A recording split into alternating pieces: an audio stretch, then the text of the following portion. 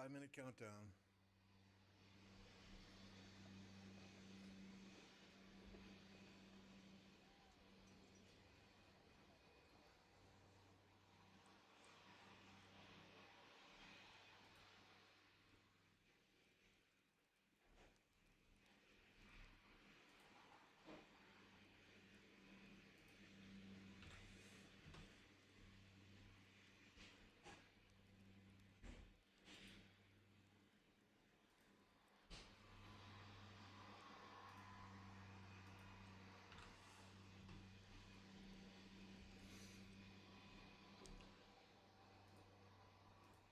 This is my first stream since our last podcast.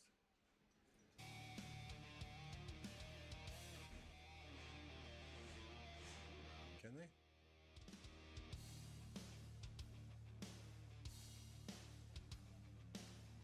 Interesting.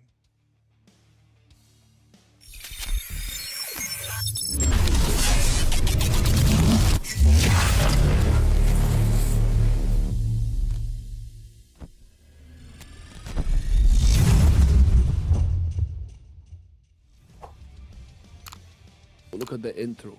Holy shit. What is happening, everyone? Good to see you all here right away at the start of the stream. What the hell? I'm getting my own microphone in my ears. That's going to bug me. Mute Discord, mute Discord. Oh, nope. Mute the stream. Hello. Yes, I'm a noob. I'm a streamer noob. Yes, I'm Rusty Carr. You got that right.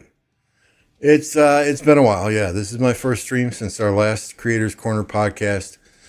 But I did not want to go another week without having one. There's some important things to talk about and some changes that we still want to see come to the game. So welcoming in once again, we've got Luxta from 3303. We've got Horse from 2377. The Boom Boom God himself. The ladies love the Boom Boom. Apocalypse Gaming, who is in 1029 and 3777. And then Solar is here once again with us to help us moderate chat and help us make sure that we are engaging with the community. Welcome, guys. Just do a second to catch up quick. Horse, what's been going on with you?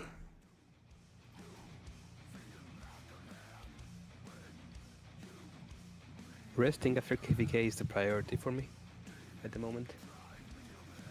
Resting? Okay. Luxta, 3303. You guys going into KVK? We are. Yeah, we're matched right now, and we're currently queued up for New Orleans. There's an agreement with some pretty crazy kingdoms, I have to say. So there's going to be probably one of the days I've ever been in. Yeah, it's going to be crazy. So we'll see if it goes through. If we don't get a no match, I'm looking forward to it. We're all just prepping for it right now. All right. Sorry, we're adjusting some audio volumes for y'all. Little higher, they say. Okay. All right. Apo, your turn. Good morning, afternoon, and evening, everybody. What's up? Ferrante Flip and Big Flip. It's great to be speaking English again. It wasn't an AI. I am here in body and soul. My wife is here as well. Hello, baby. Good morning, guys.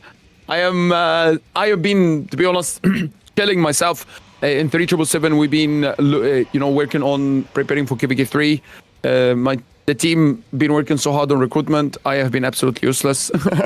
But otherwise, in 1029, I've been slowly, looking at my future of my account, especially with the two new commanders coming. So just chilling, training, getting ready to Ferrante Flip. Thank you very much. Abu Horse. All right. Solar. Abu Horse. I'm sorry. Solar 2293. What's going on with you? I don't think I've ever killed as many barbs in a KVK as I have this one. So the recovery's great. That's it. Yeah. You said when we first got on stream that you were bored as hell today.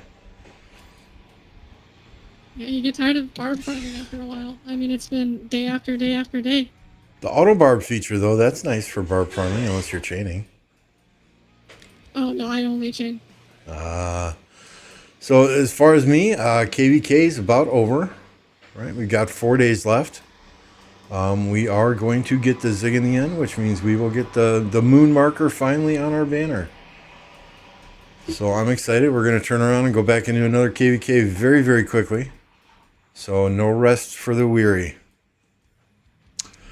But let's get into the topics. First topic of discussion, right? Lilith recently announced, and I'm showing it on the left-hand side of the screen here. The question was, pilots have an outsized impact on the current KVK ecosystem. Without them, it's difficult to stay competitive, but relying on them also makes it hard to maintain a stable, connected community. Lilith's response to this is, we will soon be adding a War Frenzy duration limit feature, which we hope will help curtail excessively long open field battles. This feature will be pioneer tested in a handful of newly open KVKs based on player feedback and test results. We'll make further improvements before rolling it out to all kingdoms. In addition, we'll continue experimenting with adjustments on the battlefield environment and KVK pacing to help mitigate the impact of piloting on the overall war ecosystem. There's a lot to take in there. And I told these guys I would let them go first because I might get very colorful when I give my opinion on this. So we'll kick it over to Luxta for him to give his opinion first. So, all right. I guess initially, I have mixed feelings, but I'm trying to wait and see for more information on how exactly they're going to implement it, what the actual duration is, of this debuff, right? Because in here too, I don't want to take other people's ideas really, but I was thinking this as well, as like there's kind of like two thoughts about it, right? There's a lot of people that don't fight like A-Seed, Imperiums and stuff like that, so they're probably rejoicing that, hey, everything is sort of more equalized as far as like how much time they have to play and stuff like that. But initially, if they, like me as a person, like my personal opinion, like if me as a spender too, if I'm going to be limited to playing like 10 hours, 12 hours, like I'm not for it. I even posted this on like the creators Discord and stuff that, I love and I enjoy playing 20 plus hours that first night. Like, not everyone probably feels the same, but I know a lot of the very competitive players and very high spenders of the game for sure play like many hours, 16 plus hours, at least 18 hours, something like this. And if the timer is something where it's like, so like, I guess the other thing is, let me read over it again. Like, is it like a per day limit feature, or is it like, We don't know. that's the thing, right? Because like if it's per day and it's like 12 hours, then I'm gonna be pissed.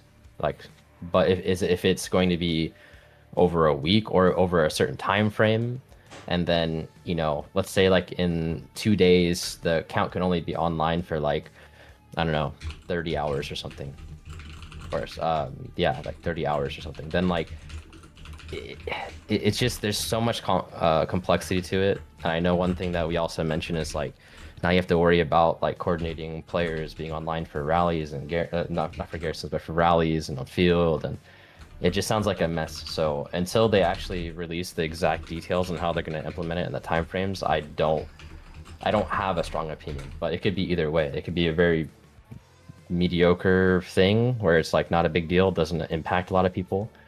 Like, let's say if it's trying to hit those accounts that are just have endless speed ups and endless resources that are on for like 40, 50 hours straight because they just keep changing hands of pilots, that could be what they're also targeting, and I'm technically fine with that, I think.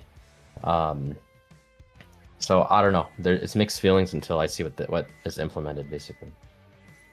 Makes sense. Apo?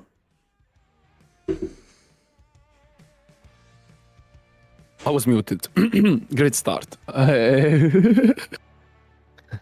No, jokes aside, I'm just gonna be straight and honest with you guys. Look, I know there's two people on every part of the story. I will say my story and I will say my side. You know, I do agree with Luxa as well. There is two parts to it, and I'm gonna just say it loud and clear. The simple part is there is pro and con. The pro is it's good for break.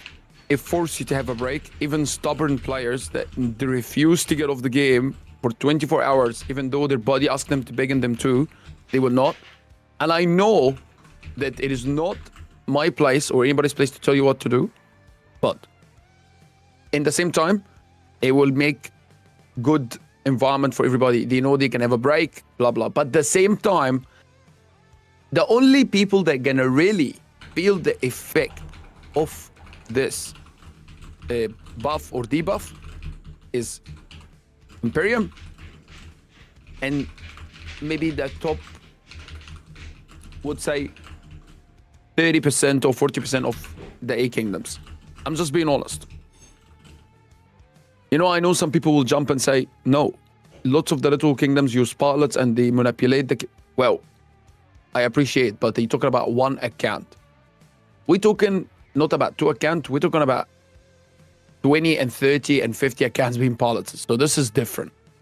So this is how I say it. I think it's good to manage lives.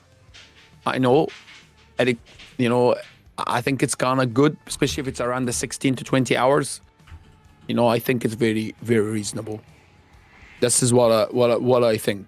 But at the same time, when I used to play in Imperium, I used to take 2 days of work, 3 days of work, and I literally used to stay up and play the game. When people not getting this is hard. That's what I'm saying. It's two sides to it. Yep. So, is it the best solution? This is the reality. If everybody asks that question, there is some people say yes, some people say no. So, is it really the best solution? I don't know. That's my opinion on it. No, your opinion, you're entitled to it. No opinions are suppressed here. Horse. That's what I'm saying. I see where they're coming from, and I would like to see the implementation of it. The first thing I'm wondering is how many people are gonna hit the number that they'll put. That's inspired by the Chinese servers where they have an 8-hour forced break for everybody. Let's say they do 16-hour War Frenzy for us because they can't fix an hour. We all live on different time zones. So let's say they do, hypothetically, they do 16 hours. How many people actually fight for 16 hours? There are many times that I don't have War Frenzy middle of the war because we're just balling and waiting for the fight to happen. Right? How are these gonna get counted? And then the other issue I see, you'll have people sitting offline in Zone 4 saying I hit my limit without having it hit.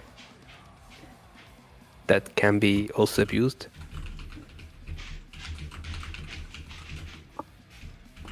Yeah, I didn't even think of that. I didn't even think about that. And oh my God, Lambo, you see the same words I see in my head. I actually see the same thing. I didn't think about that. You scared me. Oh, damn. I didn't even think about that. Yeah. A bit tricky to manage, yeah. So maybe it's gonna have to be like a visual. If they're gonna take effect, it's gonna have to be a visual thing on your profile that you maxed out. It has to be something like that. Oh, that's very good. Yeah, like the ones when you have this after update blocks. Exactly, like the shield. They will exactly give Yep. you that, and then you can't break it. It's just forced shield. You can't attack. You can't do nothing. Yeah, but if they have if that animated graphic would only be available for people in your own alliance, right? Because I don't want the enemies to know, hey, Lambo's hit his 16, 20 hours and he's going to be offline for 4 hours. Yeah, that's another problem. You have a good argument, man. It is a fair argument. Dude, something I just thought of too. I know there's a lot of third-party apps or like bots and things that keep track of like different things. What if they could keep track of the enemy camps that, like, oh, I'm gonna target Apple. Okay, this is roughly when he started like fighting. Okay, I know that he's gonna be down in X amount of time or something. I don't know. I'm just bringing that up. A horse is crazy because Yeah, I didn't think about it as well. a lot of implications with that on both sides. Plus he's just putting me as an example. I know sound like a joke, we're just kidding. It's fun to use me as an example. But brother, majority of us streamers, content creators, we know it's all fun and jokes. But when we stream, we actually physically, majority of the time, will get targeted, or I personally suffer from it. And I tell you what, it's fun in games, but I'm telling you in the big picture, if there is a limit time, and I'm always under the hammer, like popping out of my city, for example, all the time, or something like that, yeah, actually, we're not even, the thing is that we play, and we don't even notice how long we've been playing for. It's like I never take note of how long I play. The only time I know that I went a little bit overboard when I wake up the next day and I feel sick. I feel depressed. I'm being honest. Guys, I'm a very honest person. I'm just honest. I just feel like I hear you, and I understand what they want to do. Okay, I get it. Right, being 55 years old, it takes me 2 weeks to recover from KVK and get back to a normal sleep schedule, and I get it. But at the end of the day, that's my choice. There's only one person in this world that tells me, get off your damn PC, and that's my wife. Okay, so I am completely opposed to implementing any sort of war frenzy timer.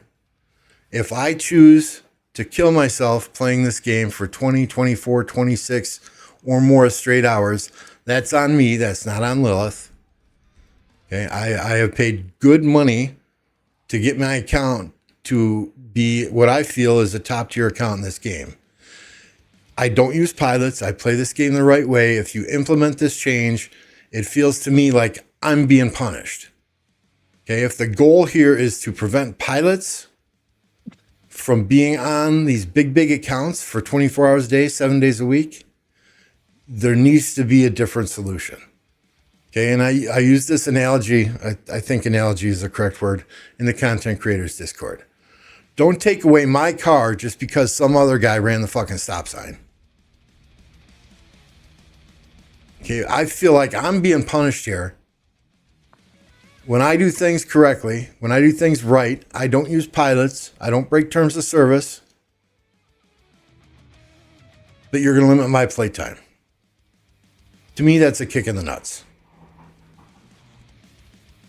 Just saying. So okay, when we were discussing this on your channel yesterday, Apple, I threw out the idea of, okay, if there are more than 3 devices, I forget exactly how I said it. If there are more than 3 devices being used in a 24-hour period, okay, put that War Frenzy on. Exactly. But if I'm playing on my own devices and it's me playing and Lilith can tell that it's me playing, don't freaking limit the time that I have to play this game. Exactly. What you see is if the account was played for 24 hours shared between 2 or 3 devices, that should be applying the War Frenzy terms and condition on. Because the reason we created this or came up with this conversation was to stop piloting, not to stop people that love the game and want to be playing for 20, 60 hours. I hear your statement there, Lambo. I totally hear you. I fully understand where you come from. And this is what you see. So that applies only on those that play on more than one account. And I think that was, and I agreed with that, to be honest. Because we cannot, there's a very fine line here. And we have to be careful from crossing it. And I'm being honest. There is a very fine line between pilots and people that love the game as well. You know what I mean? It's just the truth. There is very fine line between them because we trying to fix a problem like Lambo said, we can't in the same time turn around and hurt those. So I think the recommendation that Lambo put in place, I think fixes this fully. If the account is logged in on one device, playing for 24 hours, you don't have a problem with that because the problem is pilots. Unless you're going to turn this to be a lifestyle thing. We have to be clear where we're going with this.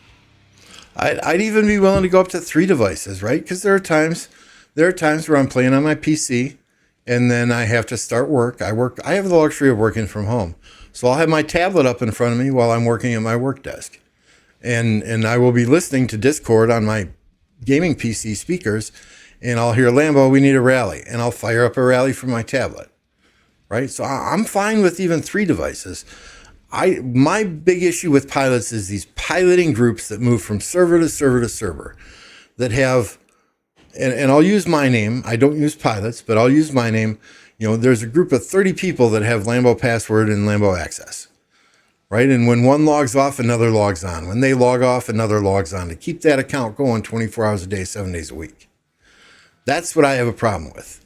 If two friends are sharing an account, it's fine with me. Right? If I'm playing on 3 devices, it's fine with me. Right? I don't want to be told what to do in a game when I'm playing this game in what I feel is the correct way. All right, George, I know you had something to say a few minutes ago. Or maybe it was Luxta. I think it was Luxta.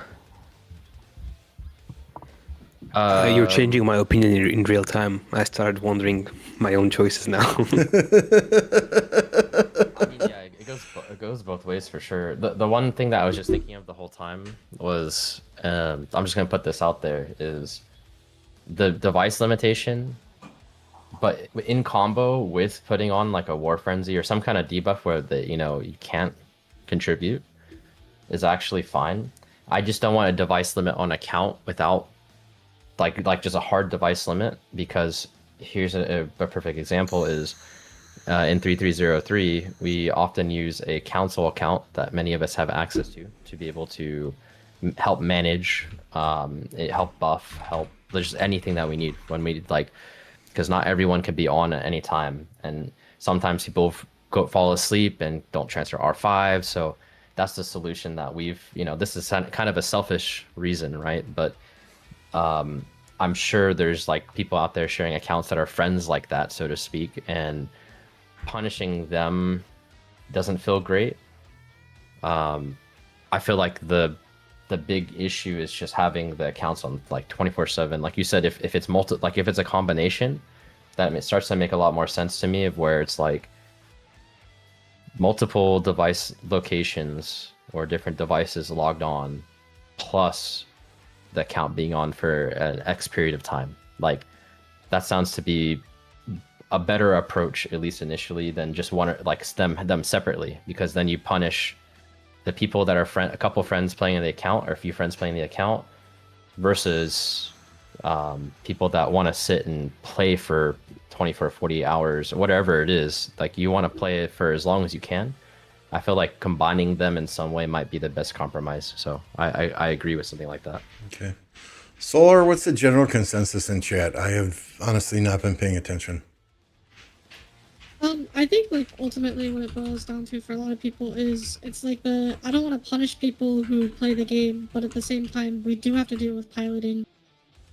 So a war frenzy limit technically solves the problem, but it's probably the worst way to solve the problem because you're just punishing a lot of people.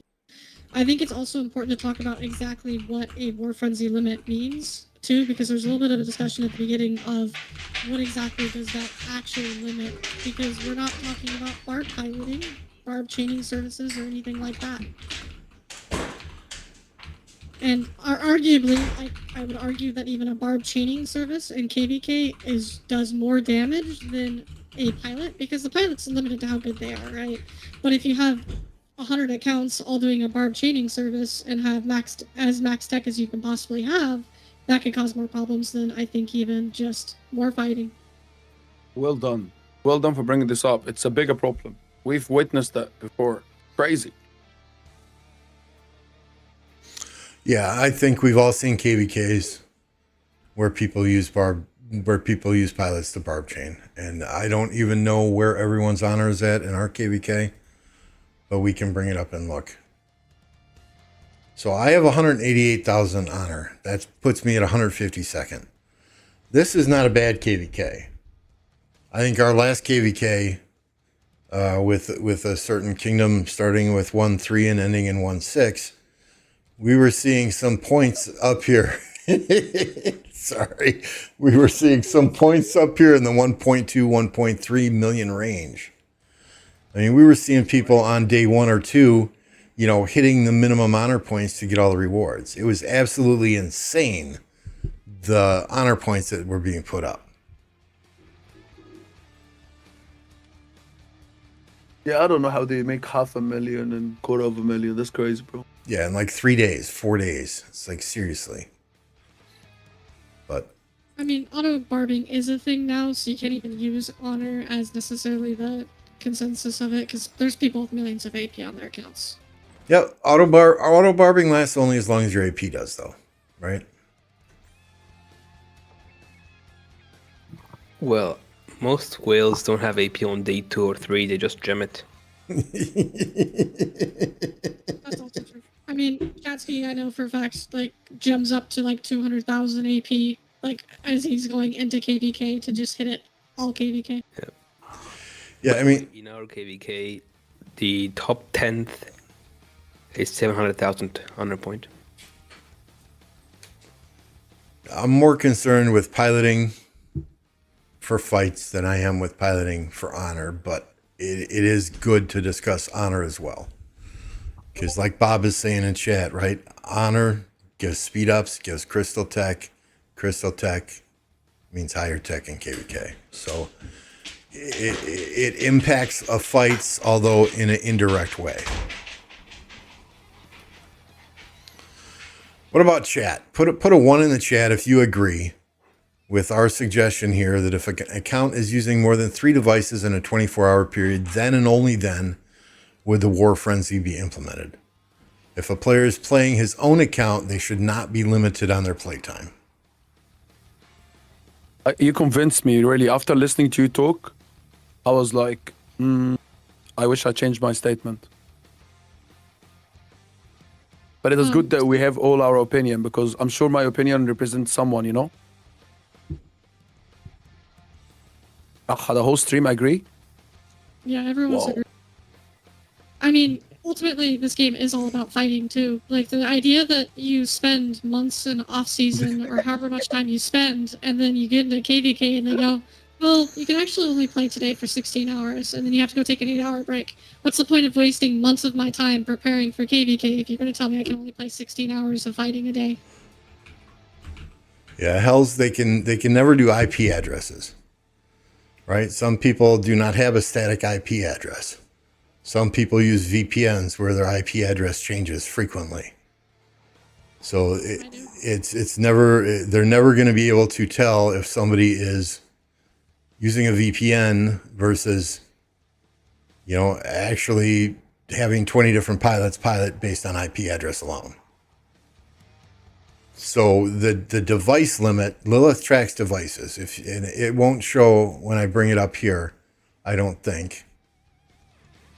Let's see, how do I get there If you look at your again? account, it does show which devices are connected. Settings. No, it's up here, right? Like when I want to change an account. Yeah, Oh, it's my from the- phone, it tells me the IP address of my freaking phone. Yeah, it's not going to display on the stream though. But if you go to settings, if you go to accounts and characters and then accounts, right? And then you click on manage devices, it will show me right now, and I'll bring up my desktop so you can see it. Oh, maybe I won't. You don't. Yeah, it doesn't give IP addresses, Gives you, oh, this one, okay, sorry. right? I thought you were gonna open your email. So this is showing that, you know, I'm using a PC, which is in use. I have my phone, and I have 2 tablets. I would be completely fine deleting one of these right now, never using it again.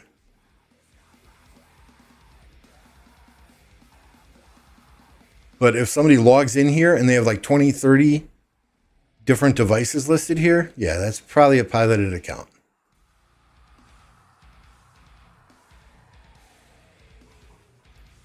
$24 is way too low. 24 hours, eh? What? What? Bad Queen is asking a very important question. How could you stop someone from just deleting one and adding a different one? Yeah, they're Monthly, only every 30 days. That was the midday recommendation. Yeah, In the main they're- podcast. there has to be a time frame, right? There has to be a time frame. Right? But if Lilith is tracking which devices are used in a 24-hour period to throw a war frenzy on them, deleting one isn't going to matter. Lilith is going to have that data of which device was logged in, which device was playing during that 24-hour period. So you can delete, you can remove them all you want. Lilith is going to have that data on the back end, I'm sure. Also, to answer your question, Only Farmer, yes, that could technically get around it, but in order to remote access onto a computer, you can't limit it unless you have a virtual machine. Basically, meaning you would have to implicitly trust that person to not touch any of your personal files on your computer. And that's going to increase lag, right? If there's a pilot in Cambodia remote accessing my PC to play my game on my PC, that's going to increase the lag for them. I mean, can be a bit more trickier. So since the issue is piloting services, they could have those gaming PCs set up on the inside. So no matter who uses their service, they would only access it from one PC, but 10 people. That's the way that they could circumvent it, rather than you having a private PC. Are these piloting services, though, that advanced? It's not. Oh, I don't think it's absolutely very not. hard to set something like that up. Yeah, it's quite Let's easy. not give them ideas. Yeah. Not gonna name products because I use one, by the way, to play. I don't play from my own PC, and the lag is 0. Because you have like you play on your own server, eh? I play on an online gaming server. Yep. Yeah, Because it's even faster than my PC in terms of lag. yeah. It's in the same country, though, right? Or very close by. Oh yeah, it's basically same neighborhood, but Yeah. yeah, I chose that. But Yeah. yeah, it's faster. Yep. So, I mean, there's piloting is here to stay, regardless of what we suggest, regardless of what Lilith tries to do. People will always find a way around it. But I think at the end of the day, limiting somebody's playtime is not the solution. They need to figure out something different. That's my 2 cents. And I think limiting it to 3 devices in a 24-hour period. And if 4 devices are used, yeah, then throw that War Frenzy on, right? I think that's, at this point, that's going to be the best of both worlds. And that's, in my opinion, you guys can certainly disagree. In my opinion, that's much better than just saying, hey, Lambo, sorry, you're capped at 16 hours. Go touch grass for 8 hours.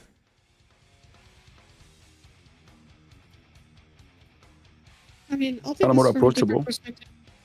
a different perspective as well. Like, my previous kingdom, I was one of the main rallies and garrisons. My account was on 24 hours a day, sending rallies constantly. And if you're anchoring a rally, that's, you stay at 15 minutes of War Frenzy the entire time. It's until you're not engaging that you don't have it.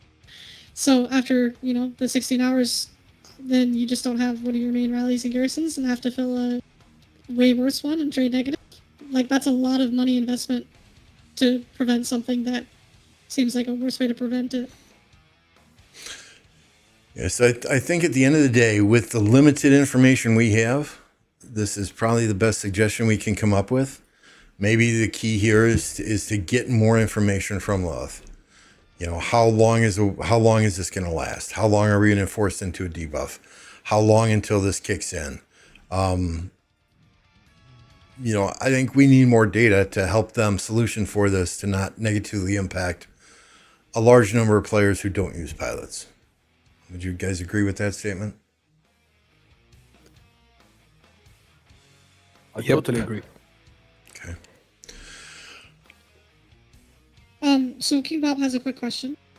What is the thought process on what everyone thinks about the secondary password? If we remove that, wouldn't that also help a lot with the piloting issue?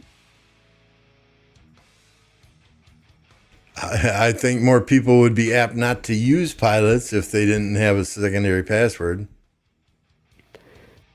Wait, I love the secondary password. I have it on my farms even. Yeah, Yeah, I personally use it because I like it. Because if I accidentally click a button, I don't lose out on gems. yeah. Also, the secondary password doesn't only block pilots, but also blocks hackers. You never have a secondary to, like, password. Why very- even need that? You guys go ahead. I need to buy a break. So there's plenty of times where I'm in like the courier shop and something's worth like, because I think it's 1,000 gems or more. In like a click, you would pop up the secondary password. It helps me save that part because I don't like having gems closed in my bag.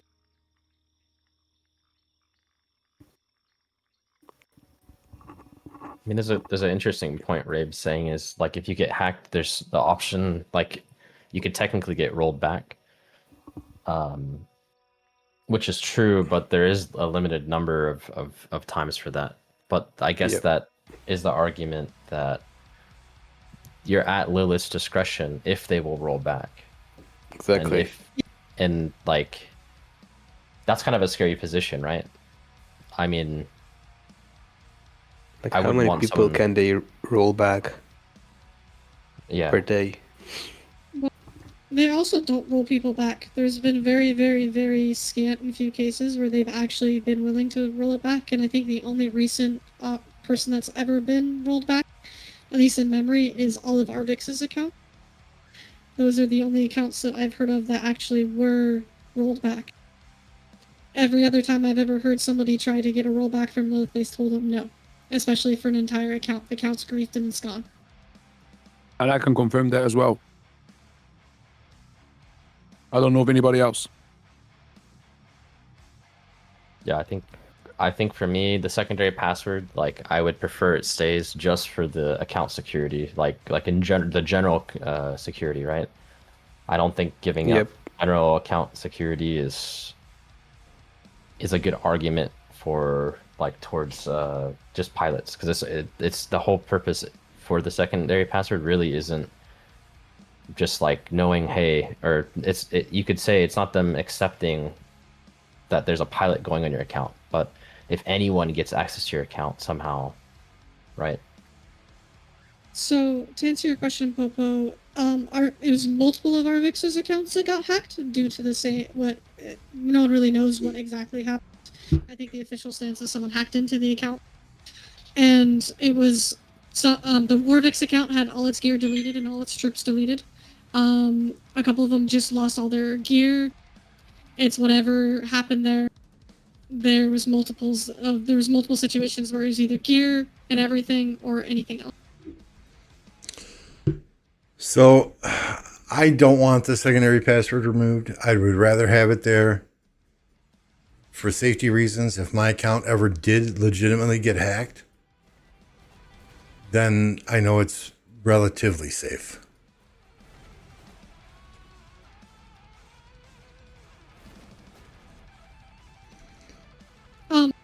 I will say, King Bob, when the first system first came out, there was also issues of using codes where it didn't tell you that you were changing the email when logging into the account and things like that. I mean, people get scammed all the time. I mean, the fact that we still have accounts selling scams that still affect people to this day is insane to me.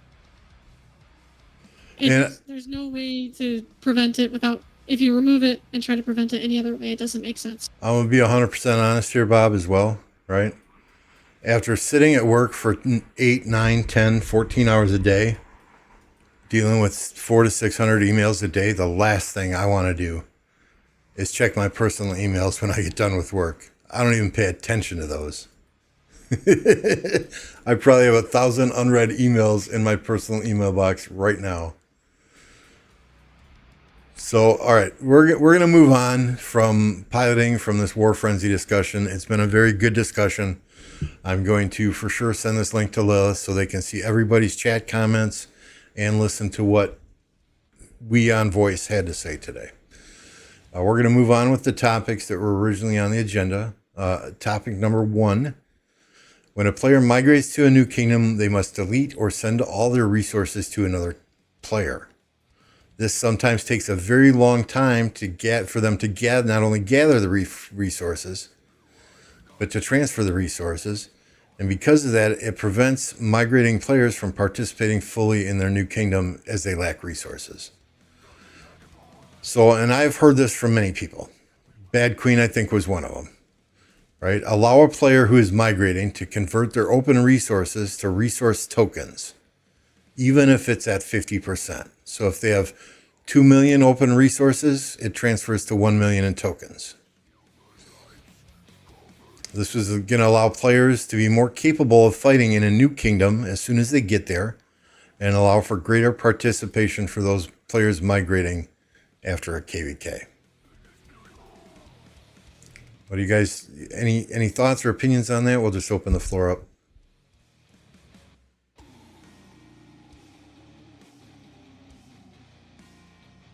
Apple, maybe you first. Buxta, I see you came off mute. Yeah, I mean, I am here. Okay, Lux, go. No worries. it's up to you if you want to go first. Doesn't matter. Well, I was just going to say something straight about that. You know, guys, I'm gonna be straight with you. When the new event came for the resources, I was really excited. I remember on the stream, I was like getting so excited because I thought it's gonna be a tool where I can sell resources, yeah, get a special currency, and then I can use the same currency to buy back the resources when I need them. Was my understanding. So it would have worked perfect in a situation where I am migrating. I can sell all my resources over a month, depending on the limit. The limit is very low right now. And then I get a special coin. I don't want gems, I don't want clams, give me a special coin. So it's specifically for resources. And then I use these coins when I migrate to the new destination. And I think that would have been the best way they could have utilized this new resources. But then when it was released, I was kind of scratching my head about it. So that's my take on it. Yeah, there is a big problem with migration and resources. If you're not gonna allow us to migrate with our resources, which is quite a confusing, never asked that question. Why are we never allowed to take our resources with us? I actually never asked that question to myself. So if they don't want us to take the resources when we migrate, that's fine. Allow me a currency where I can change and take these resources on the other end. I think that's fair. Buxta?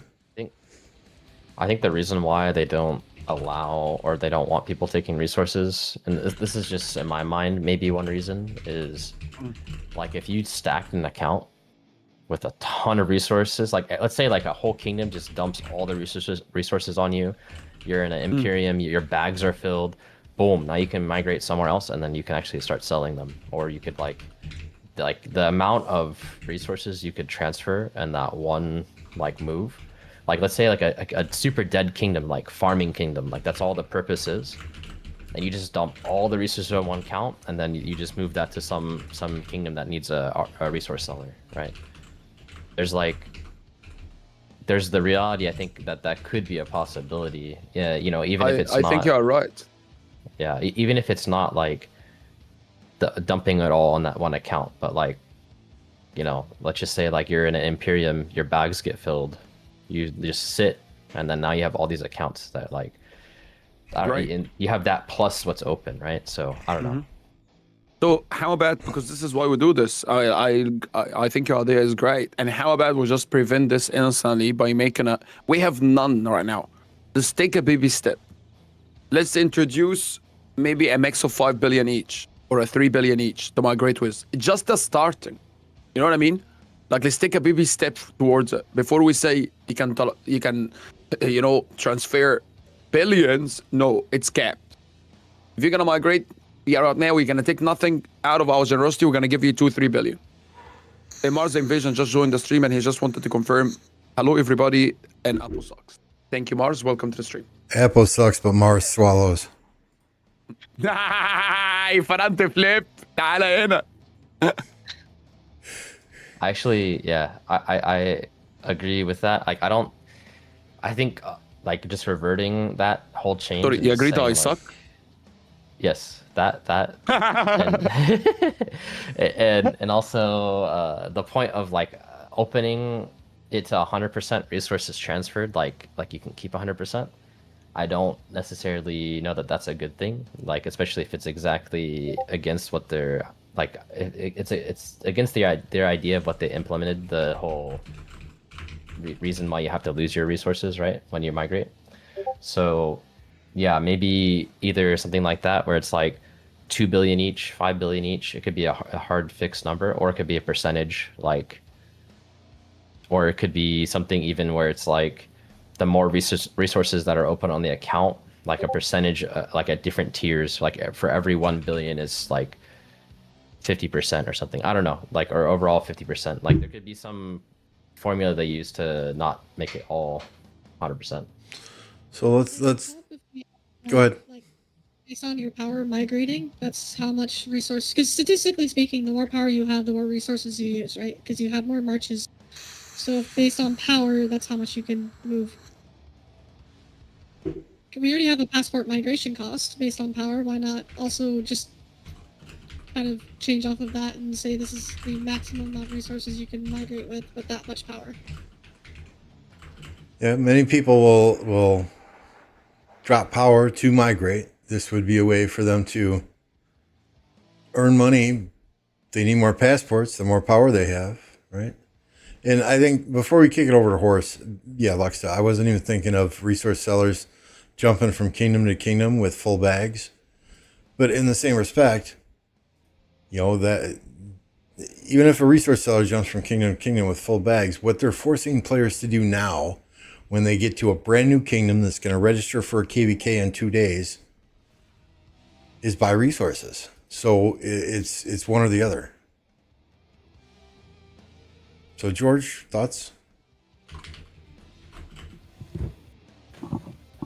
I had the same impression as Alpo on this new event. I thought it would be helpful to swap around, even if it's not 100%.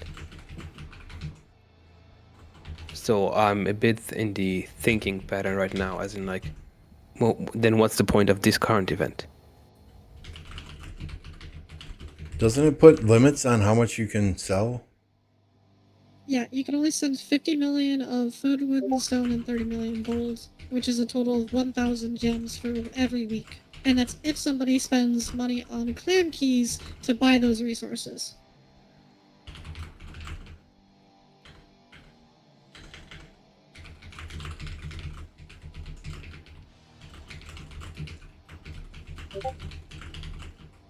I haven't even looked at the event. It's crazy. I have no intention of leaving 1029, but I just hear this a lot from people. To understand. I use that to understand. I made 1,000 gems, but it's like it doesn't even, bro. You don't even know who you're buying from. It's all random, so the system puts you in that. I really don't understand that, man. I really don't know if this gonna prevent resource selling, or I'm just being honest. Oh, definitely. If no one buys the resources, you don't even get the 1K gems?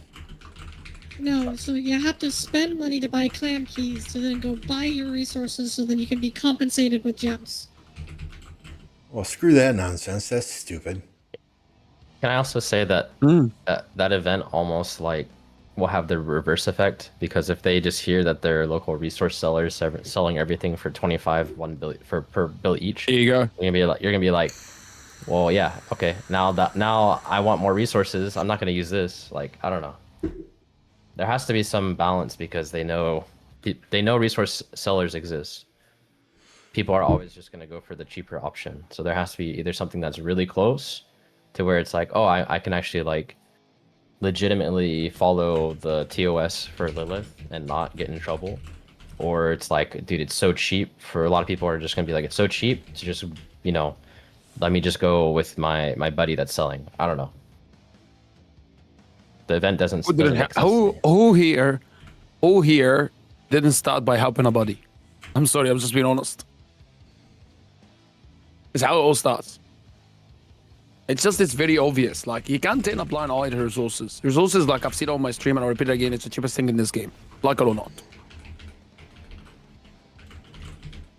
I mean, Lilith also knows everyone who buys resources. I mean, we get our nice, good old yearly book that tells us how many resources we farmed, and they have all the data of how much resources we spent Sure. in the KVK, and those never line up. But sis, you think about it. Resources generate fights, generate speed ups, generate everything, generate spending. They're not silly. Like, it's very obvious. Without resources, we're never gonna be here. Without resources, nobody gonna even be at 25 billion kill points in Rise of Kingdom in the last 6 years. You know what I'm saying? That's how crazy it is. 30 billion will be the max. Yeah, resources generated everything. And that's now we're suffering with the speed ups. Not the Krakens, because the Krakens no, but the overall the low spender, middle spender, there is a big sense of speed ups problem. Yeah, and I agree, Dave. And I agree, Mars. If resource sellers don't exist, the game is dead. And if Lilith wanted to get money from resource bundles, they should lower the prices to match those of the resource sellers, or even undercut the resource sellers.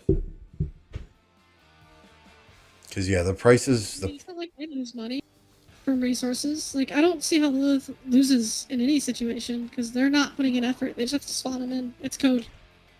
Well, here's the thing, right? If you have, say, one resource seller in a kingdom with 120 accounts, that's 120 accounts that the game developers can report back to Lilith CEO and say, hey, look at all these active players we have in the game.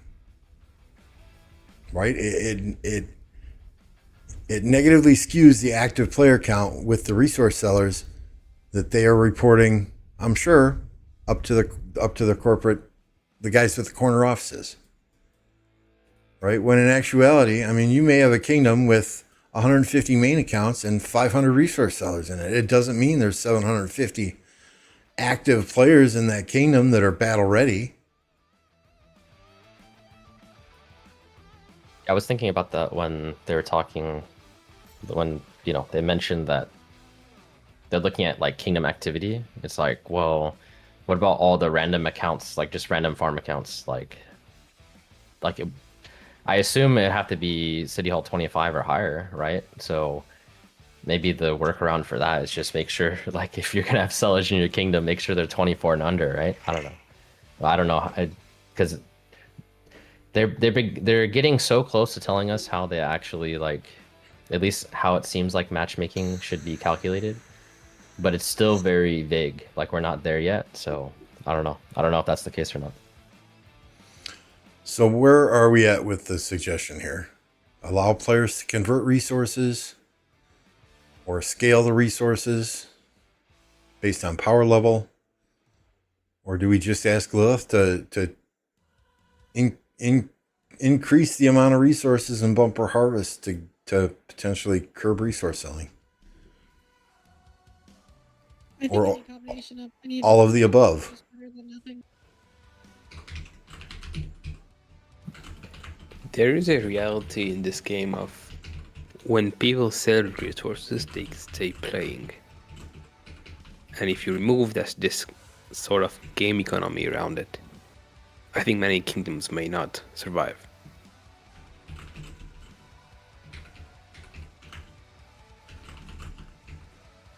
So you think many kingdoms would just die without resource sellers? Yes, because of the role these resource sellers play in the kingdom, in the community. Because they're active, it's sort of their job, and creates a community sense. So it has benefits to the game. I 100% agree. No, I was just gonna say I agree, because people, even if you sit and farm, like, with all of your accounts, like, you'd have to have so many farms to support. Like, if you look at the absolute biggest players in your KVK, think about how much time, like, obviously this can go back to piloting or like how long the account is online and stuff like that, but think about how many resources that one account needs to sustain just being online for that long. And then you look at, like, if you have multiple accounts that are like that in your kingdom, there's no way that, like, they're playing individual farm accounts. Like, right now it's at a problem where, like, big accounts basically need that support. Like, they need to have that much resources. So if they ever try to go and ban resource sellers, then they have to figure out the other side of it as well, of, like, offering a better, more affordable price that the people that were using those resource sellers could essentially tap into. So, like, that bumper harvest suggestion that Solar just mentioned, like, they have that already. Why not lower that to a comparable price, right?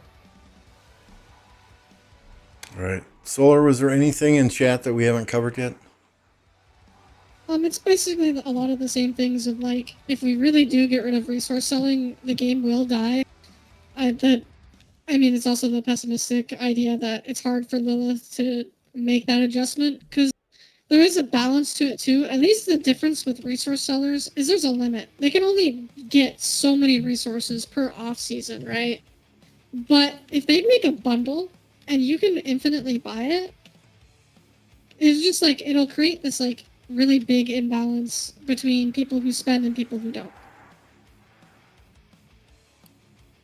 I would argue, does that already not exist though? Because those Oh, it people does. finding like people aren't already buying those bundles. It would make it the problem maybe worse, where more people see the bundle in the official shop, like they're not aware that there's a resource seller or something, right? But I can almost guarantee that like all the bigger kingdoms, like that problem's already there. I don't know. So let's talk this out, right? And let's just use the old 1960 as an example, right? Let's just say Mars Invasion is playing in 1960, and the resource bundle in game is competitive with resource seller prices. Now he's buying the resource bundle in game. That is additional chests that kingdom is getting on a daily basis, or that alliance is getting on a daily basis also.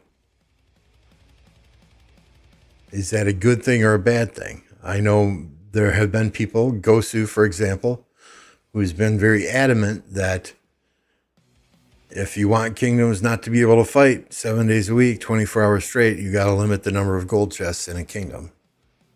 Would this help or would this hurt the game if resources were bought in game and alliance members were getting alliance chests from it also? Can I say something? Yeah. Is that fair for someone like me that I've been playing his account since day one, and I have very limited amount of resources in my bag, comparing to someone just bought an account for $2,000 and have hundreds of billions of resources in their bag because the Kraken never used it? Doesn't that put me in disadvantage?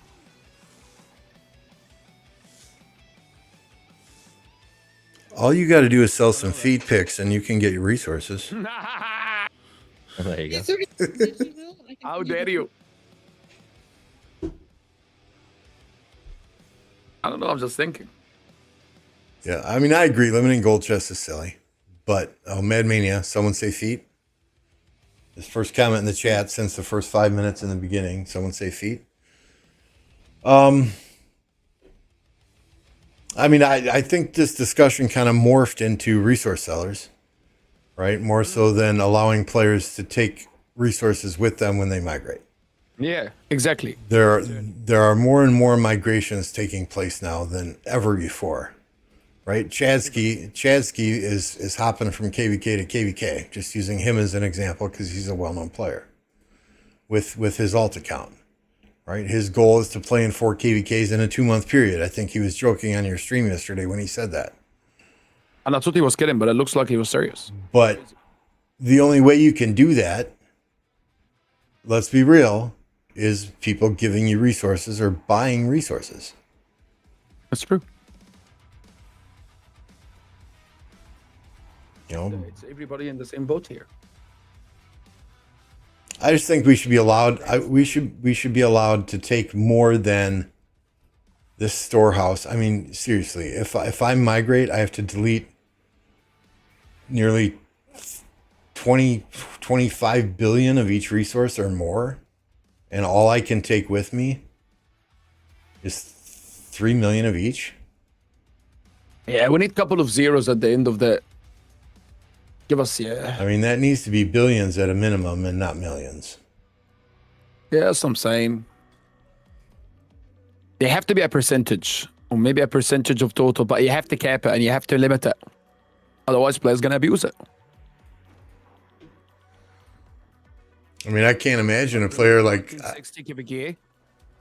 Remember 1960 and 2377 KVK when they ran out of resources? You know how much people pay for resources? Oh my lord. I can't imagine a player like BT Cyborg. Right? Electro King! No way! It was in the trillions for BT Cyborg, by the way. Habibi. Yeah, man. Electro King, I hope all is well with you, brother. Missed you. I'll shoot you an email later. All right, so I will come up with a suggestion here based on our conversation, based on the notes that I took, and I'll run it past you guys before we send it over to Lilith. Next topic. Many event rewards that can be purchased have been the same for a long period of time. Event shops such as Grand Prix or KVK, we need more items in there that players can use, especially if those are hard to obtain items for free-to-play low spenders. And I'm just throwing out a few suggestions here: 50% troop expansions, 10% defense, 10% attack. You know, some of these rewards that are harder to get for the free-to-play low spenders, so that they don't always have to use their gems to buy them from the VIP shop. Any thoughts there? We'll let George go first. Yeah, I wanted to start. I'm sorry. Okay. Because I want to say something very crazy. I'm sorry, George, for jumping in. No, go ahead, bro. I today woke up early because I went to stream early, and there was the Grand Prix, and they had that code going around, and I was like, "What the heck? This is the code that keep expiring every time I try to claim. Let's go claim it." And I did claim it. And let me tell you something crazy. For the first time in my life playing Rise of Kingdom, I redeemed a code that get expired. So it's only those that up and available during the hours. Not only those that watch in the stream. Sorry guys, I'm a little bit wound up about it, but I'm sorry. Not only those that watch in the stream, no. Anybody during these hours of the Grand Prix happening around the world and up will get rewarded with this. And let me tell you, it is not speed ups only or gems. I got 2 equipment material choice chest, purple one, and I got a 24-hour enhanced defense boost. You just brought it up, so I couldn't believe it. So you telling me, because you saying you're asking for this, they're already offering this reward, but not for everybody. It's only for those that in the time zone that will allow you to watch the Grand Prix, which I think is very, very disappointing. I never know about it until today. We get 2 epic material by every code and 1 24-hour boost. Why not everybody to get it? Why is not 24 hours? I wake up late. Wake up 2 hours after the game. It's expired. Yeah, I mean, I seen it, I was shocked. I'm mainly talking these shops, right? Like the Grand Prix betting shop. Right? I would say at least half the players in the game already have these frames. Right? Yes. Why do we continue to put ISET sufferance blueprints in here, Cess brutality blueprints in here? Let's add some 50%. Let's add for some 50% troop expansion, 10% defense in here. You know, I don't know anyone that needs 24-hour gathering speed ups from the shop.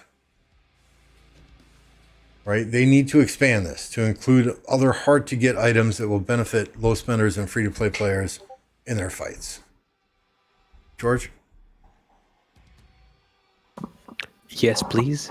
And also please add somewhere I can sell my 24-hour gathering, not buy new. I need to sell them.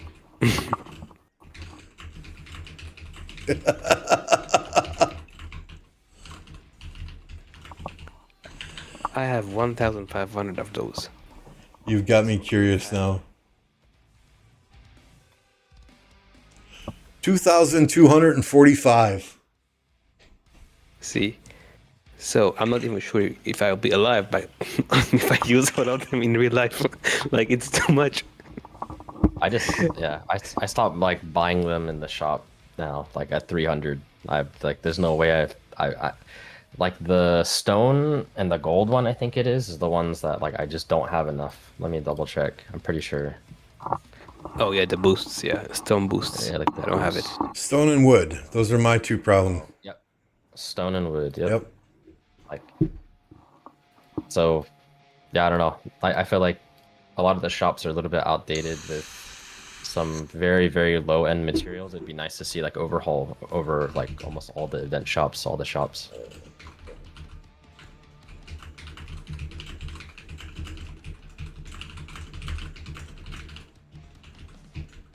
All right. Solar, anything from chat? Just everyone's agreeing. Like, we desperately need updates for the shops. I mean, they're so outdated. And even then, like, also, I'd like to point out something about the shops. it's really hard to actually max out those shops.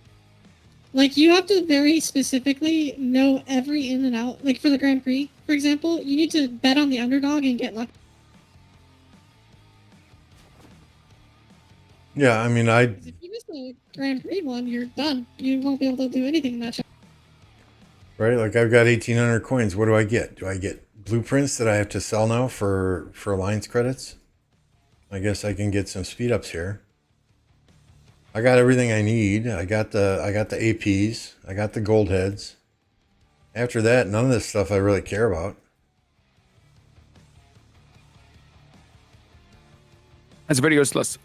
And what's disappointing, not even new frames, new Grand Prix, new blah blah, and not even a new frame and a new. Why not? It takes 1 year. Why do you don't make new stuff? And you know, I by mistake bought it thinking I'm gonna get gem. I got 1 minute speed ups. What the funny? What do you mean I spend 1,000 coin Oh my and I get a freaking minute? It was, I was- so embarrassing. I Dude, swear I to God, was- 1 minute. I was tempted to buy it just to see. I'm like, yeah, I'll probably get 100 gems or something. I'm so I thought glad the same. did. I'm so I did it in glad front of did. everybody. Oh, Yeah, God. and I wasted 1,000 coins. I could have bought something with them, but now it's wasted for 1 minute. Yeah, that sucks. Also, before I forget Rah. about those codes that you brought up, Oppo, that is very recent. Those codes have never included the materials until this Grand Prix. That is new. And guess what? And it's only been limited this Grand Prix as well. So do you know that they go into limiter and get better reward? But my issue is, so I'm sorry for bringing this up because I know it's different than what Limbo was talking about. But my issue is, it is not about those that watching the live stream. If they trying to promote the live stream, that's fair. But it's for those that everybody that online and up during that time can do and benefit from this code. But I'm sleeping. I don't benefit. How's that right? Yeah, so I understand. But I've- just something to know. It I've- hasn't been that way always. I've got the redeem Okay. stuff on the screen now. It's 300 gems, 3 gold stars, 2 crystal keys, 2 3-hour training speed ups, 3 3-hour healing speed ups, 12 level 3 pick 1 resource chests, 2 purple materials chests, and 1 24-hour advanced defense. Yeah, I missed on 6 of these apparently, or 5 or 4. I don't know. Yeah, they've only been good for this Grand Prix. Prior Grand Prix, it was like the compensation rewards. Oh, we're sorry, the system was down. Here's 200 gems and 5 minutes of speed ups. Okay, so you telling me all the games of the Grand Prix offered this epic chest? All the ones that were streamed, on the live on the Okay, official this is real channels. fair, man. So now some players that were up during I'm sleeping now have 10 of these 24 hours, while I'm gonna have to go pay 7,700 gems for it. Oh, and there were some when there were some days where there were 4 codes. Okay, this is absolutely unacceptable, man. Priorities. You set sleep as a priority, not watching those Grand Prix matches. Yeah, but the problem is not everybody watching them. Like, if they were trying to limit it to YouTube, I would understand to promote the channel. Okay, I'm all up for it. Make it worth time. But why are you punishing those that are sleeping? Like, what did I do wrong in my life? I'm sleeping. To be fair, all these codes are only ever published during the YouTube channel. Yep. The reason why it disseminated out was because people watching, like Fleisch, for example, would then give the entire community access to those codes without having Exactly. to watch the live stream. Exactly. So I feel like it's not really fair. Right? Like we have people that watch and send out the gift codes in Alliance Mail. Here you go.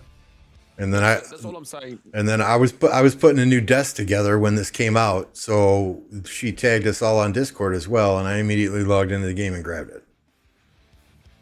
Yeah, I never know that this code existed. I thought it was just a standard reward, and to find out today, the only day I woke up on the final, the stream at 3 o'clock in the morning, boom.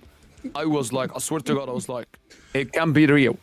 And then I started questioning myself. So I've missed on 10 of them, and I'm going to buy 10 for 7,500 gem. And the only mistake I did, I went to sleep. I've never seen this in my life. I'm gonna give out my 10 free memberships for this month, so congratulations to those of you that got one. And I do want to take just a moment to say this as well before we move on to the next topic. Apo has now hit 32,000 subscribers on his channel. Okay, I need everybody watching. I need everybody who is entertained by the most entertaining content creator to spam hashtag Apple for partner absolutely friggin' everywhere. Right?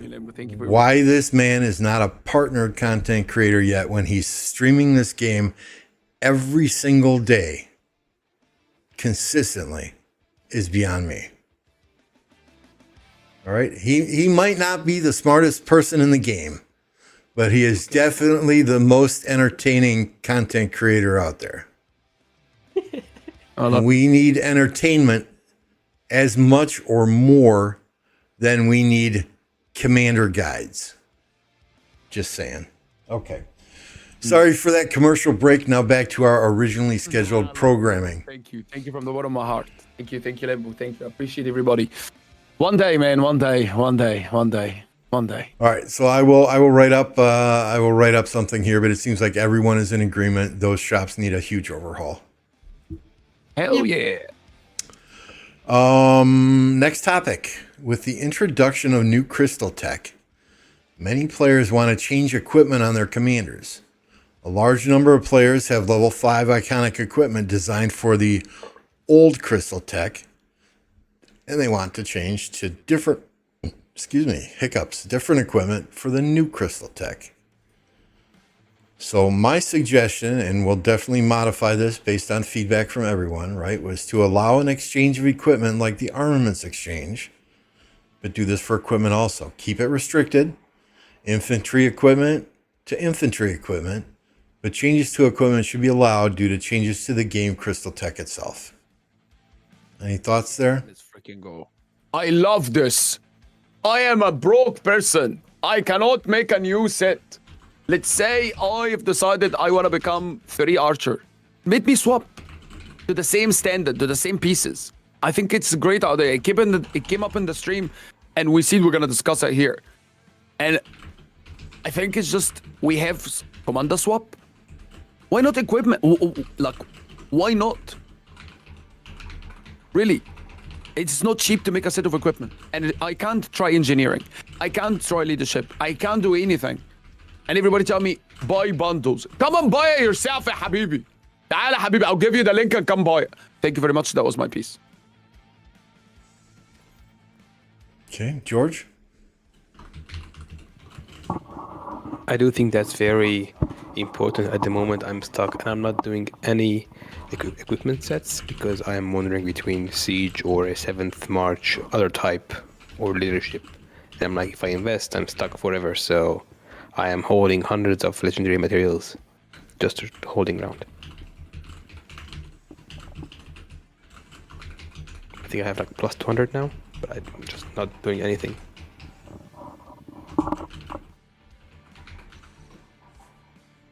Okay. And when I'm suggesting a swap, right, I'm saying infantry to infantry. So if a player wants to exchange a Hope Cloak, for example, which is infantry defense, to a Plate of Eternal Empire, which is infantry attack, right? They can do that with the same iconic level, same equipment levels. I'm not saying swap between infantry and archer. But like the new meta in Crystal Tech, at least this Crystal Tech, I know they've changed it now again. But it was a lot of health and it was a lot of defense. I would very much have loved to swap one of my archer pieces for an attack piece versus a health or defense piece. But I couldn't do that. And how do you solve my problem? I have 2 Cav Marches with tier 5 helmet and weapon procced. And I would like to go on the KVK pieces because I have like 10 coins sitting around. But I can't invest because I'm stuck with level 5 and proc stuff. I got the solution. Yeah, happy birthday. Go for it, Luxta. What's this? Third Cav March.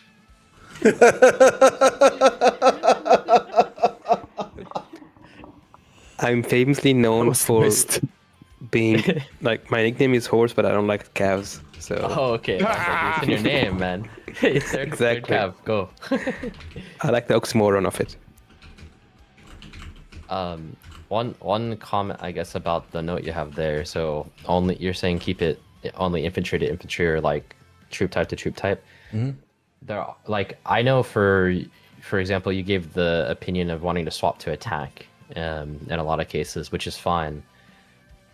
From what I remember looking at a lot of calculations as well, it seems like attack is favored more than it was before, but health and defense still are favored above those, if I'm not mistaken. So yeah, so the thing is like you wanting to switch is fine because you're getting more value than you used to, but if you already have like a health piece or something that's there, or a defense piece, it could be depending on the commander pairing you're using as well, right?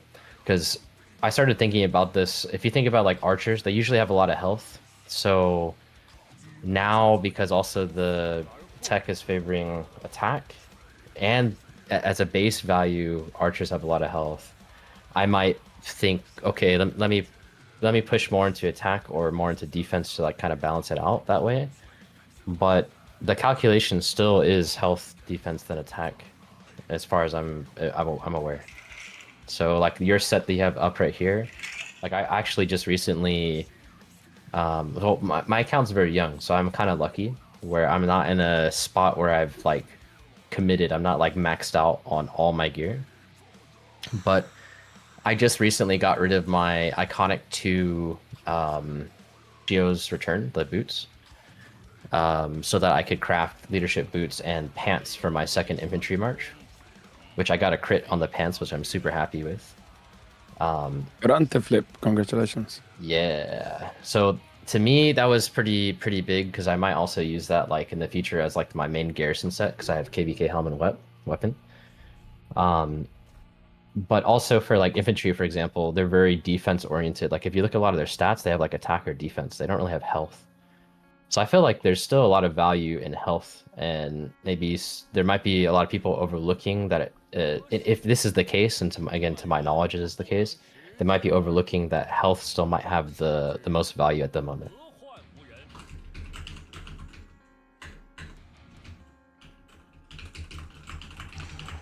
So all in all, would you guys rather be able to, like, you can switch between different formations now with armaments? Would you rather be able to switch between different pieces of equipment?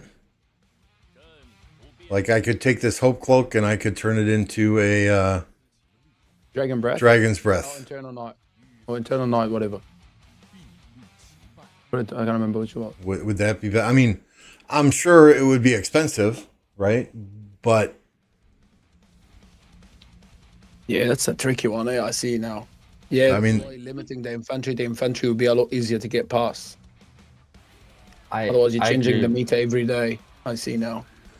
I agree with that. Like, I feel like if this is like one big swap event, maybe they would allow cross swapping for gear just like once or something, right? But like, I always think about, so like Chisco is like notorious like for having made infantry gear, and then he's like credit with leadership gear, and he's credit with infantry, right? So it's like, what do you do in those situations that either a new player just messes up and then they make the wrong gear, or in the case that like again like Chisco where he has like a leadership gear set that he like doesn't know really what to do with it.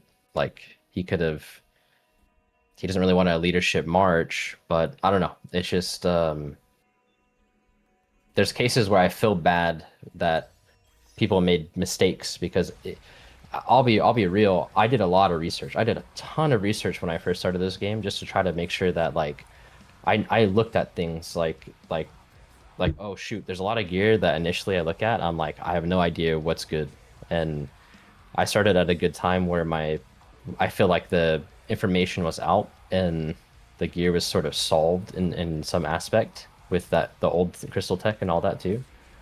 So I was lucky to have that information and want to look for that information. But a new player just starting, there's so much being thrown at them that like they might look at some gear set and just make it. Like for example, like the attack cav piece, like that might be okay now, a little bit better than it was before with like new tech, but in the same sense, it's not super optimal if again, if it's health, defense, then attack in that order, like for priority. So here's here's an example, right? I'm sorry. Those of you who have been playing the game for a while might remember this. When Milky Way first came out, it was cavalry health 12%, archer health 6%. So we had a player in 1029 that instant crit this. He crit it for cavalry. Lo and behold, 6 months later, it flip-flopped. It was archer health and cavalry health. So, I mean, are we looking at... Because you can swap your armaments at any point in time to any new formation, right? Depending on how much you spend to get those bundles. Are we looking at one big swap event every year to change your equipment around? And that would include upgrading from the regular equipment like George has to KVK helmets and helmets and weapons. Maybe at the cost of some additional materials. Even blueprints. Just please allow me to do it. I don't know. See, I kind of want to make a controversial statement here, at least from a perspective of a newer player. I am getting, personally as me, as a newer player, I am getting so tired of hearing people complain about making things that were meta at the time, and then now it's not, and now they're complaining that they don't have the opportunity to have the meta item because that used to be meta. I mean, that whole leadership set that Chisgul has, that was meta. If you ran leadership at that time, that was the best way to do it. And then they released leadership here. I guess I am personally tired, and I've seen a couple other people have mentioned it in the chat as well. Just because you've played longer doesn't mean you need all the benefits, and you don't need your cake and you can eat it too. You made what was meta at the time. They've made quality of life changes now where if you crit the piece of gear, you get full mats back. There's no reason not to. If you invested in leadership gear, then iconicked it and leveled up the tier, even though knowing leadership gear was out at that time, that's on you at this point. I don't know. I am just of this opinion that this used to be meta. This used to be what you would run. Why should you get all this benefit when new players have to just always make what their stuff is? There's definitely some truth to that. I guess me bringing that up is like without taking into account, like I actually forgot about that. Like if it is crit that you get 100% mats back, like they did address that a little bit. This game in itself though is just very demanding on like your investments. And obviously Chisgul is a high spender, right? Like multiple accounts, like he spends a lot on the game. So that example could be bad because you can just say, oh, well, just it doesn't matter. He's going to spend. He's going to get more more materials and stuff like that. But it is punishing when, like, let's take in my mind, when if you take the example of a free to play or low spender who plays for multiple years. Let's say he's played for 4 or 5 years, and then he's made some bad gear choices, but he's kind of just had to stick with it. And then, like, I know I agree that maybe that they shouldn't get like 100% of everything. Like you're right, they made that investment for what's right at that time, but it's just a huge investment, right? That's kind of just gone now, or it's like not at least the value of it's like so much lower. So I agree with what you're saying. At the same time, there's like part of me that feels bad because the investment is just like bad now, you know? I don't know. And it's also directly related to cost. So there's a collection aspect of this game that people pay to collect stuff. And when you tell them, well, what you're collecting might be rendered 0 value when people are paying 185 per day for a geared up, well, what should they pay then to follow the meta? So that's why gear having gear being stable over the years is important for the players to invest in it. I mean, all those players also did already get compensated for all of their mats, and then that put us in a really bad position for every new player going into any higher seeking. Well, I mean, I know somebody personally who got 260 mats back from that event because of all the stuff that they've done throughout their career, and they were able to make a brand new set of gear for free. Well, they got because they happen to dismantle stuff. mats back because they dismantled legendary piece of equipment. I think it was also the KVK With a special was talent. costing less. Yeah. Oh, of course, right? Like there was special requirements for it, right? But it's still the point being, they got 260 mats in this meta where you have iconic tiers matter so much for free, just because they played the game longer. But they paid for it. It's not a free.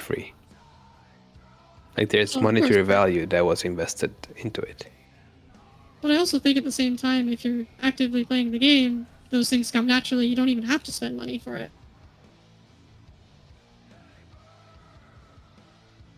But that's kind of my soapbox. That's just my argument for it. Is just I get kind of tired Sure. of always hearing No. the old player mantra of, well, I played and I spent all this money. Well, how much I've had to spend because to be competitive in what I need to do, and people who play for 5 years just naturally are competitive because they have more time. That is indeed one of the biggest reasons that the game can't go faster. I mean, this is not the same problem, but I have often found myself having friends around me ask me if they can play with me, but they cannot. But of course, this is the account protection topic, which is entirely... Yeah, we've gotten lots of applicants to 1029 from brand new kingdoms. And we'll ask to see their gear, see their armaments, see their commanders, and they'll have maybe 3 meta marches with purple equipment. There's no way you can survive in a top tier Imperium kingdom or in a kingdom as old as ours with purple equipment and 3 marches. It just doesn't work.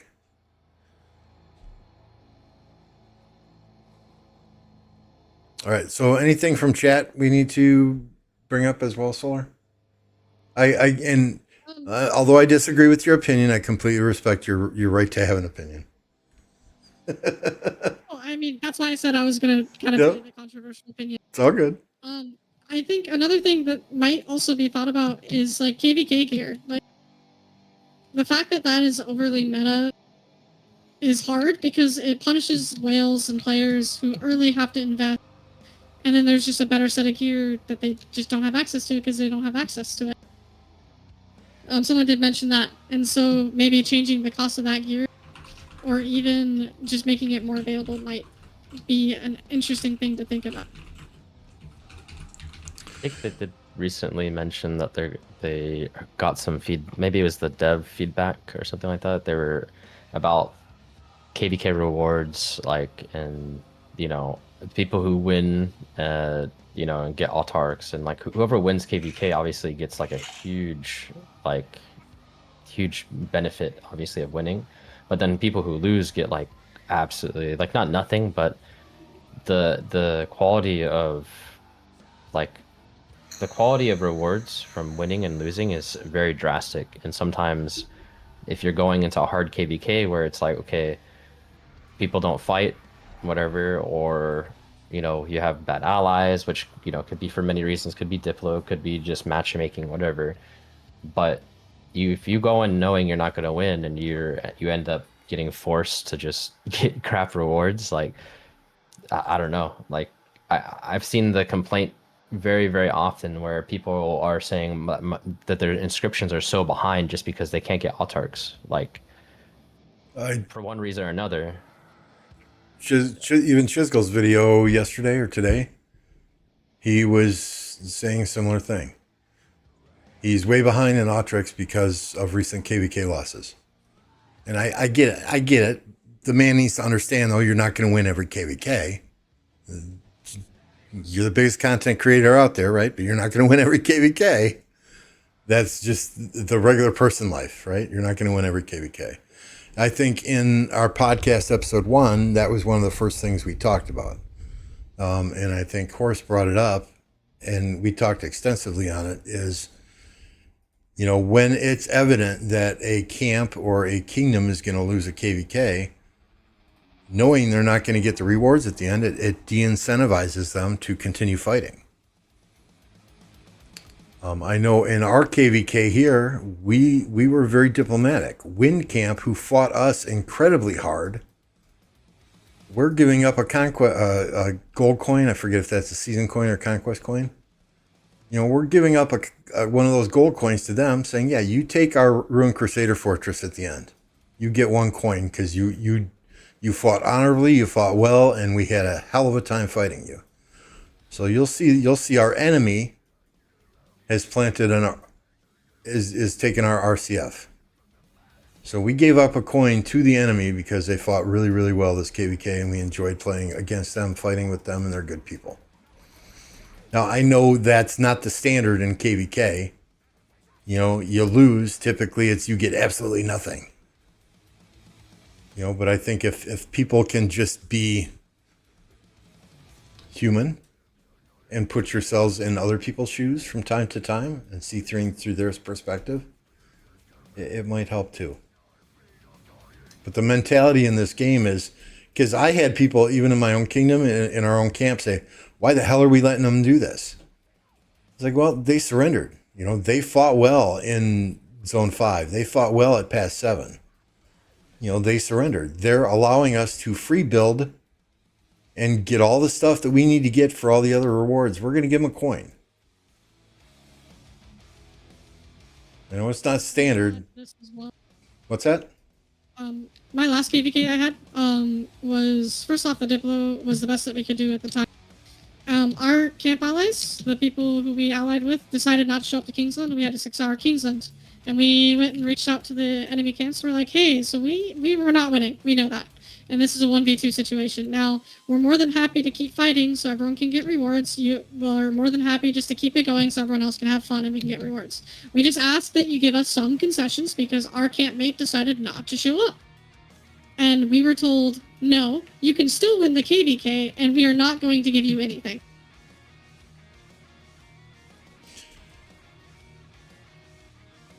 Yeah, that's, I mean, there's, in 1029, if we're losing a KVK, we will never reach out and say, hey, if we surrender, can we get this, this, and that? Right? And I don't know how your Diplo went. If the enemy we're surrendering to offers us something, absolutely, we're going to take it. But we're not going to say, you know, can we get some rewards? It's tough, right? It's tough. But the mentality generally in KVK is, no, you lose KVK, you don't get shit. So they really do need to look at KVK and what the quote unquote losing camps get as rewards and make things more available to them so that there are more rewards that they get. And how they do that, I can't say. But it does really de-incentivize kingdoms to, you know, it makes people stop fighting. If it's an obvious loss, yeah, they're going to stop fighting. They're going to start prepping for their next KVK. 100%. 100%. Which we should have done. But we did not. Which you should have done. I did suggest that before Kingsland. All right, so I think overall most of us are in favor of if it's a one-time or yearly swap for gear, right? I know Solar was the orange in the box of apples, so to speak, but Devil's advocate. yeah, there you go.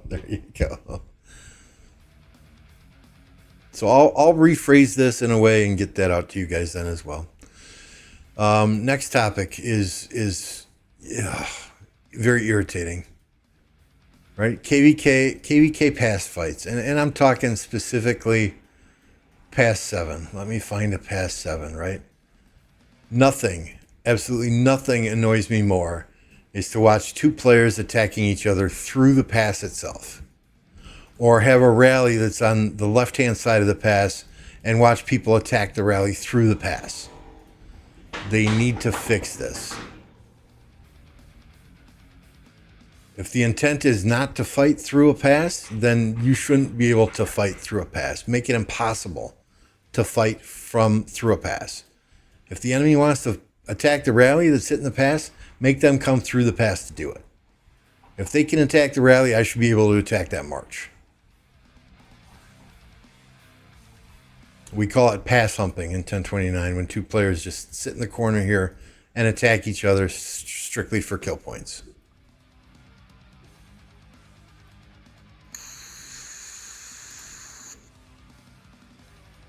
I think this is kind of cut and dry. Like, I don't know, like, it's, I think most people would agree that it's just a little weird with being able to attack through a solid structure like that. I don't know. Here's the other thing, right? Some people can, some people can't. And I know these are two different zones. I'm just using this for visual effect, right? If I set up a siege tower here and there's fighting over here, that siege tower can shoot through the frickin' mountain. But it can't shoot through the frickin' pass? So, something's broken. Don't let the siege tower shoot through the mountain if they can't shoot through the pass. Just saying. Just saying. Is this one cut and dry for everyone? Anyone disagree?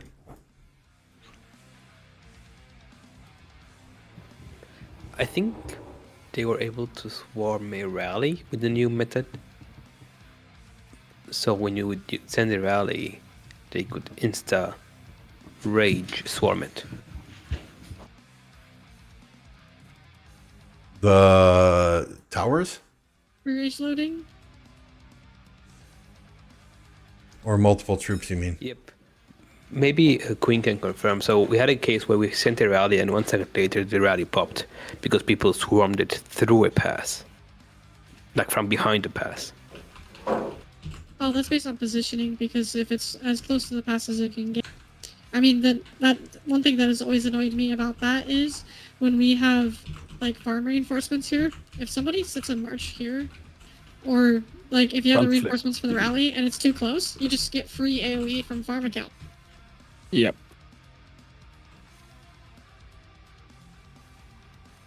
Sorry guys, I'm back.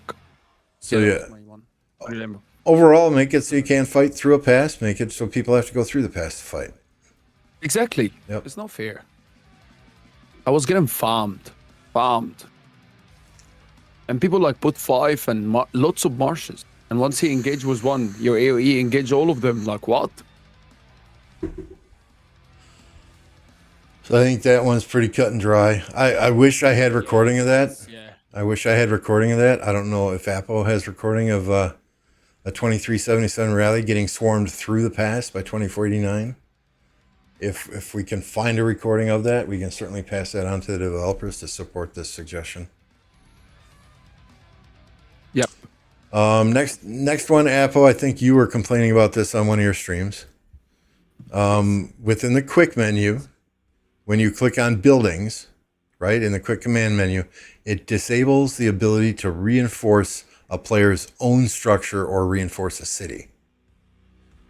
Players would like the ability to still do this while not attacking an enemy structure city by mistake. The suggestion here is to update or expand the quick command menu, since this references attackable targets and friendly structures and cities are not attackable. The enabling of buildings in the quick command menu should only apply to enemy structures. Exactly. And simple, because that's why until now we see still people attacking cities. Why do you think they attack in cities? Because they have to reinforce the flag, and the enemy is on the wrong territory. So they're trying to reinforce the flag, and then they attack the city, and they're like, everybody's like, "You're a noob, bro.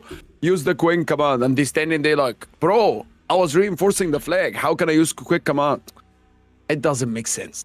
For me, this is self-explanatory. It needs to be adjusted to allow for, you know what I mean? To allow that you don't attack it doesn't prevent you from reinforcing your allies, your opponent, your allies' cities, and reinforcing your own structure. Should be. Mr. Snow Goose, thank you, sir. For a gift. Anyone, Simple. this cut and dry for everyone? Any comments? 100%. Okay. We're going to skip to number 7. Go ahead. The amount of times I had to refresh game because zooming in wasn't making the flag appear because of this quick, the building thingy. So we just lost the flag for nothing. I couldn't reinforce. I had to zoom in, zoom out to do these thingies, and then yeah, the flag was gone. So we're going to skip over Apo's auto attack because I need him to explain. We're going to jump to number 7 here right away. So one of the issues we had this KVK, right, was there were rogue players in other kingdoms. And I know Lilith is addressing this in a way where rogue players can't come into a KVK map. But say an account is sold in the middle of KVK, an account changes hands in the middle of KVK, that player goes rogue. It's hard to tell in KVK when somebody from another kingdom applies if they have a negative title and they should not be accepted. What I would like to see is when players apply to an alliance, underneath their name, if they have a kingdom title, it displays it right there. You know, this person is the slave, they're the sluggard, you know, they're the rogue, they're the, you know, whatever. They're the king, they're the queen. You know, whatever kingdom titles that they have, I want to see displayed on this, right below this player's name. And this player, I'm not saying this player was a rogue. This is just a screenshot I took. So that I know, okay, should I accept this player? Should I not accept this player? Right? Rather than maintaining a list of players on a Discord server that I don't have time in the middle of fighting to check. Oh, is this player applying? A good player or a bad player? Let me go check Discord where there's 20 screenshots posted. No, thank you. He's all right. It's no brainer, man. Great recommendation. You might be able to see it in the profile, but I don't have time to click on the profile when I'm fighting with 7 marches in the middle of the field. I think adding it here would be a simple solution. Mm-hmm. 6 people also accepting at the same time. It's not just one person either. Yep. It's whoever's available. Yep. Cut and dry comments. All agree. I like it. I agree on it, 100%. Okay. The next one Forza brought up. So he wanted to see changes for the dig event. So there's a lot of non-spenders who don't spend in this dig event. This is the archaeological dig event. He suggested to motivate players to spend more instead of just use the free hammers. Once you obtain your requested item from that level, the rest of the items on that floor should also be given to you, much like that puzzle box event. Now I'm wondering why it isn't actually. Let's say, this is something I would like to point out. So, per Daric puzzle box, it's cheaper to do that than to get hammers per gem cost. Because you do get all the rewards, and it's only 9 rewards compared to like almost 30. So there is a little bit of a discrepancy in the rewards for it. While this would be a really good idea, the concern then would be, would they increase the cost of hammers or even lower the cost of free hammers that we receive?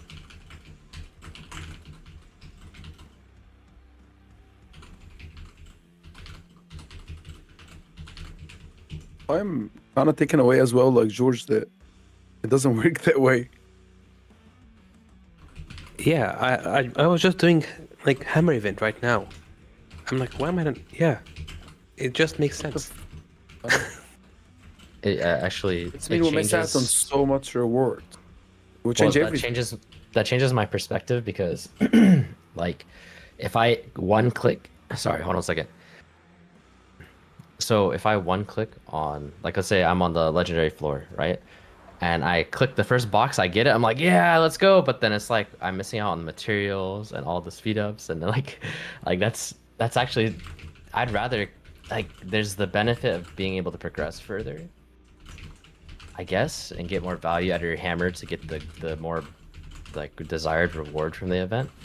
But yeah, it'd be interesting to see that if they could, why not just give all the rest too? I mean, would they adjust the? Usually, it's sometimes like a give and take, right? Like they might buff it, but then, you know, like Solar mentioned, what if they somehow make it a little bit more costly? Like, I don't know. It depends on how they'd balance it, but I'd be in favor of that kind of change for sure. I don't even want to suggest to them that they make it more costly. Right? We can ask for the universe, and if they give us the moon, hey, great. Yeah. Yeah, for sure. So anything from chat, Solar? So just the question. Everyone says it's a great idea, and then the question is, well, are you doing dig because you want materials, or are you just doing it for blueprints? Because I think overall, if you're going for just blueprints, dig is better, no? Because you get what you want out of it. I use the dig for blueprints. I use the egg event for materials.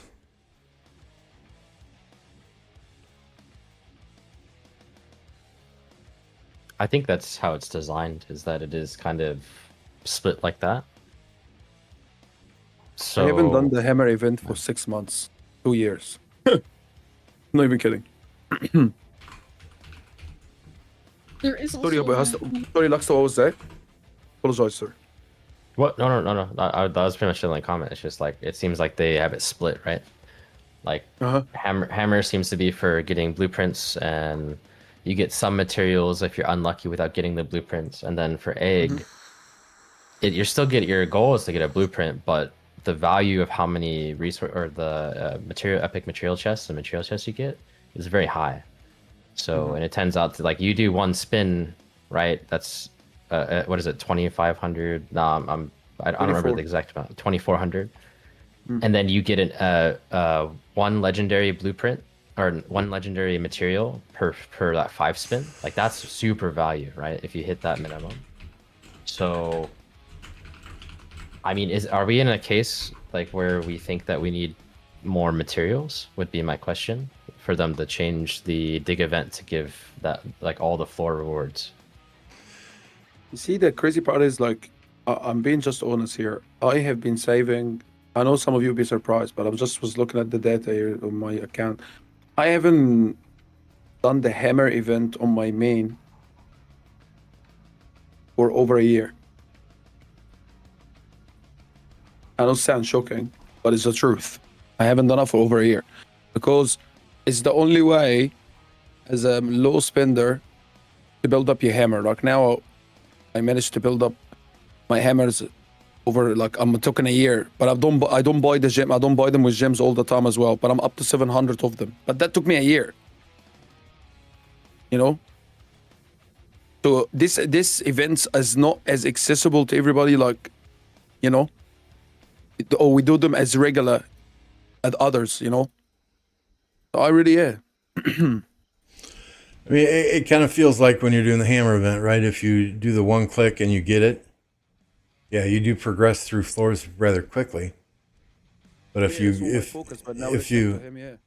click 15 times, it feels like you're getting compensation rewards almost. Yeah, I never looked at it that way. It's crazy when he said that way. He said, like, the progression is much better. I'm like, wow, hang on for a second. Because yeah, I was with you, Luxta. I would when I click it once and I get what I'm asking for, I jump up and down for joy, right? But if it takes me 20 tries to get what I'm looking for, and I get a bunch of speed ups and materials in that same time, I'm not as disappointed. Let's ask for it and see what they say. That's my thought here. Yeah, It doesn't hurt to ask, obviously. I mean, there could be some compromise in the middle where, like, I don't know, could be. I mean, I think adjust it, right? I think low spenders would be more apt to spend in this event if they were getting guaranteed rewards every single floor. So I don't know. Also, Dig's event is one of the events I personally skip because while it does give blueprints, it can give you whatever blueprint. It's only just standard stuff, and you can't get accessories from it either. I mean, for me, my count progression, as Lambo likes to make fun of me for, I only need accessories. Yeah, I don't do dig event anymore unless there is a specific piece I'm looking for. If there's a specific piece I'm after, then I'll do it.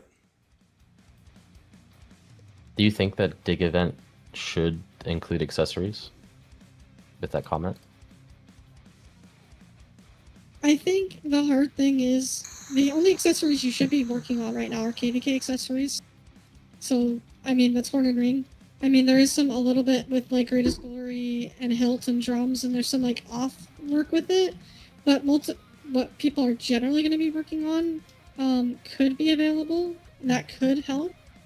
But Egg already has those, and you just have to wait for the cycle. And you can also buy all of those in the KVK shop. Every single accessory is available in the KVK shop.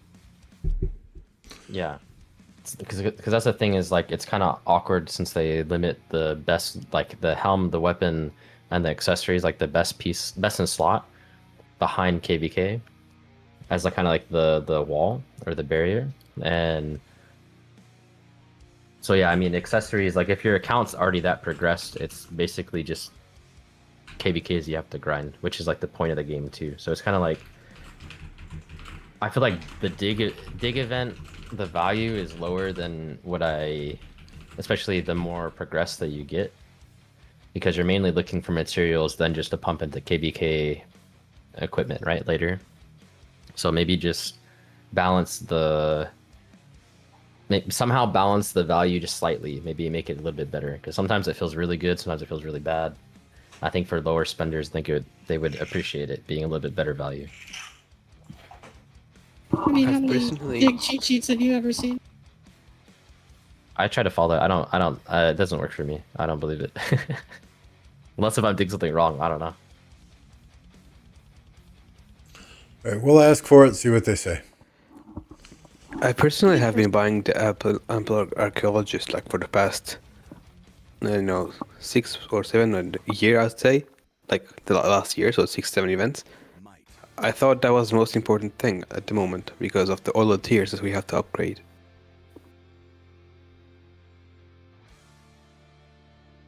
It's true.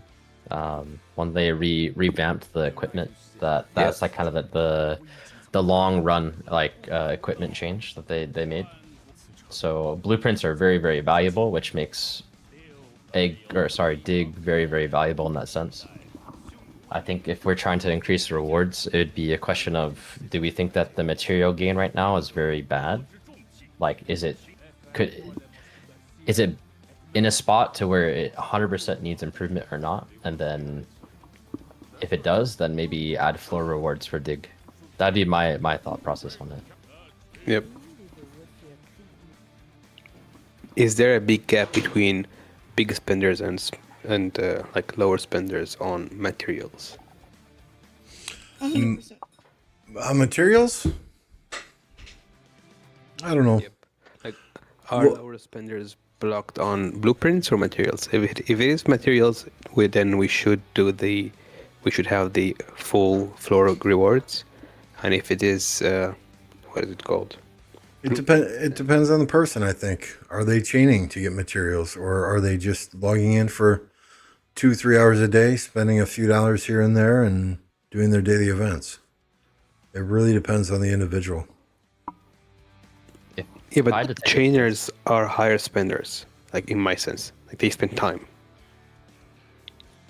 If But I had to everybody take a can't guess on afford. it, my guess would be that materials is a bottleneck for low spender free to play, because over time you're gonna get a lot of you're just gonna get blueprints from playing the game, doing like minimum rolls on events and stuff.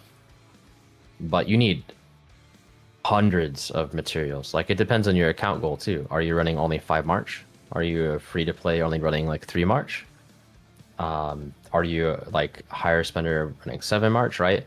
Like how you need so many materials, like just in general to create like really good gear and like to upgrade it and all that. So I feel like the investment into materials is like for sure. Like I felt it when building up this account. Like I was always hitting material like walls, basically, not blueprint walls. So yeah. Yeah, and Chad is saying that as well. There are multiple people in chat saying materials are the bottleneck, not blueprints. I think Humble brings up an interesting concept. Maybe he says they need to try and make KVK actually more available. Maybe add an event with seasonal events, like including some of those KVK rewards into more seasonal events might even be nicer. Queen says materials 100%. So add what into the seasonal events? Like some of the KVK rewards, like you think about like all the mats, the heads, or even the shop in general, making that more accessible outside of KVK also would help with the bottleneck. Because I mean, even then, thinking about a free-to-play player when it comes to blueprints from the KVK shop, I mean, 160,000 is a lot for people to go and buy, or sorry, 180,000 to go buy an accessory for free-to-play merch is really difficult. Also, it's like Humble says here, like once every 3 months to help the losers catch up, because there's some people who go on losing streaks and never win. I mean, I think the greatest example everyone knows is Baba. How many KVKs has he won in the past year and a half?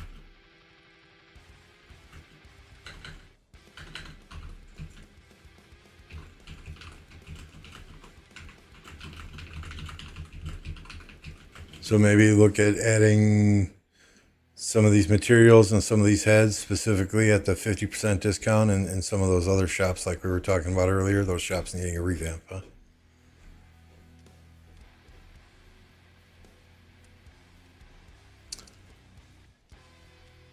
All right, let's move on. Last and final issue. I do not use this feature outside of Ark of Osiris. Apo, you said auto attack is broken. The range is not accurate. Can you explain? Exactly. Let me just make this easy. When the auto attack was released to the game, for example, there was no range or anything, and we were using it, for example, around the fort or the flag, and the troops will always stay there. Even if someone city hop from the like 2 cities away, they will never be entertained.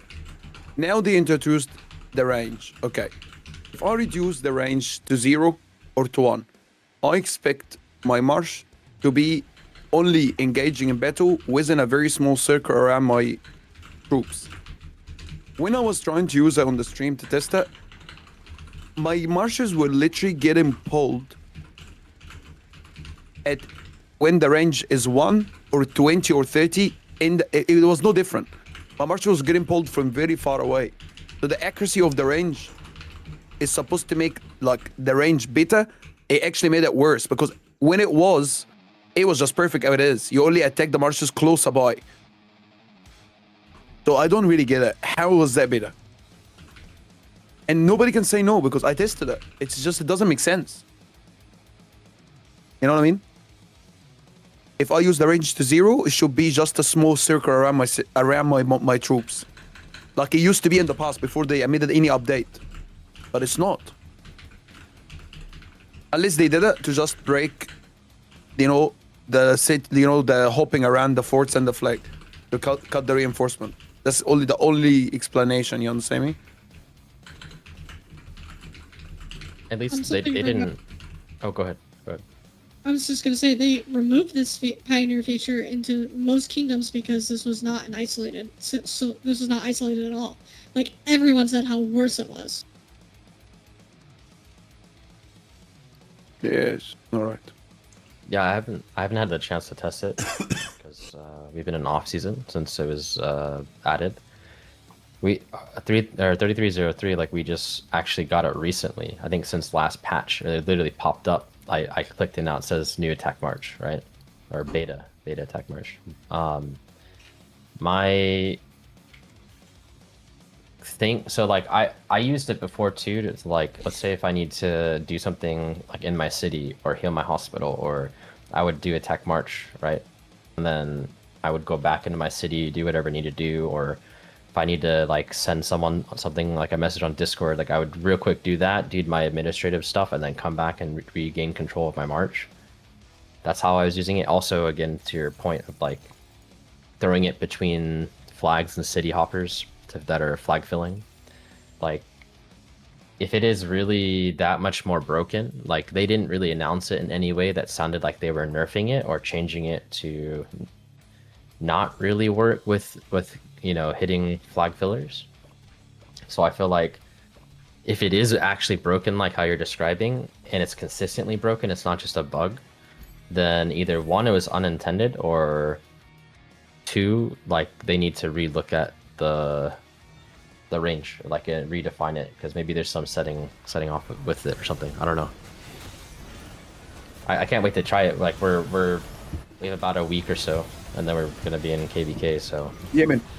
I was using it for the exactly same reason, you see. And then what happened when I use around the cities or around around the cities or around the structures, I realized that the city hoppers that about like 2 cities away are pulling me away from what I'm trying to do. So I'm trying to focus on reinforcement cutting. If a city hopper comes from 2 cities away, he will pull my marches away. So I'm not in control. The range I did it on the stream. I tested it at 0. I tested it at 1, at 2, at unlimited. It doesn't make a difference. Yep. So And I hope on they the- improved it. Because I didn't on the fight sense as well. reinforcement, George, have you used it?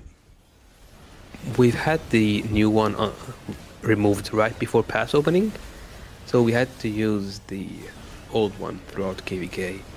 But there also we noticed that they removed the reinforcement cutting feature, so we couldn't really cut the reinforcement or get cut in distance. So maybe they did nerf it in that sense already in the old one without the beta. We just got the beta back, which is in the KVK, so we didn't play with it in our KVK. I mean, they advertised or like talked about like wanting to improve Tech March, right? Like, I think their message was that we've heard that something about like the game could be kind of like strenuous, and so like we've heard your feedback and made Tech March better. So if it's a like ghost nerf or like they are adding features but you know removing the ability to like cut off reinforcements, I wish that they would at least just say that instead of us like guessing. You know, if there's a chance it could just be a bug, right? Maybe a recent update changed like how it functions, or maybe they had to rewrite it so that the new version would work. But obviously without that information, it's something that I hope that they can look into, and maybe they can clarify whether it's intended or a bug and fix it if it's not intended. That makes total sense. Like, it would be awesome for us to have to go and look into the details of some patch note written like 300 lines long, and for us to figure out, but rather than not know at all. Then it would be an effort difference, not chance of discovery. Yeah.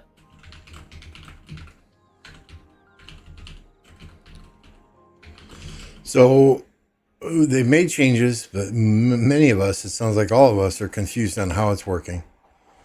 We would suggest that there is some level of transparency as to how the attack march is working, explain how it's working, and maybe work with content creators such as Apple, who should be a sponsored content creator, to test it out and demo it on stream and explain it to the community, right? Because right now it doesn't sound like, it sounds like everybody's got a different type of attack march.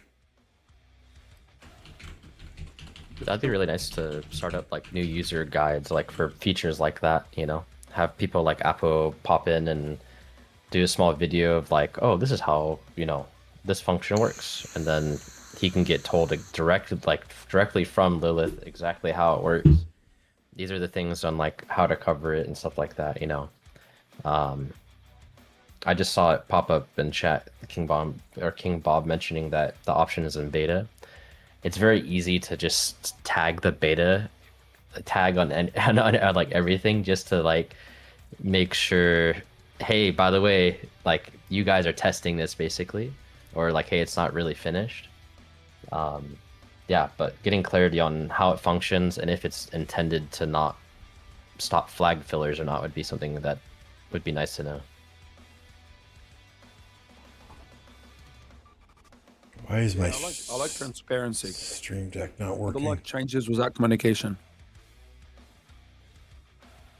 And they may communicate it like George says, but how many of us really read and digest those notes fully? I'm a visual person.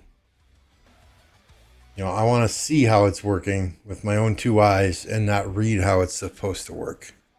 But that's just me.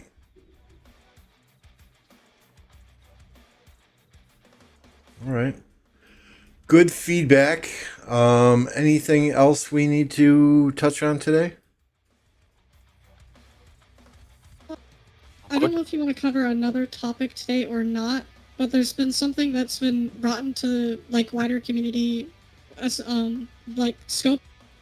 Targeted migration currently right now is being heavily abused for accounts that are 6 years or even older of getting into KBK4s and ruining even entry-level SOC KBKs. That's been kind of been a more common thing. I think Oppo has seen it a little bit more with his KBKs as he's gone back a little bit and streamed those. But there's some KBKs where people can't do anything anymore.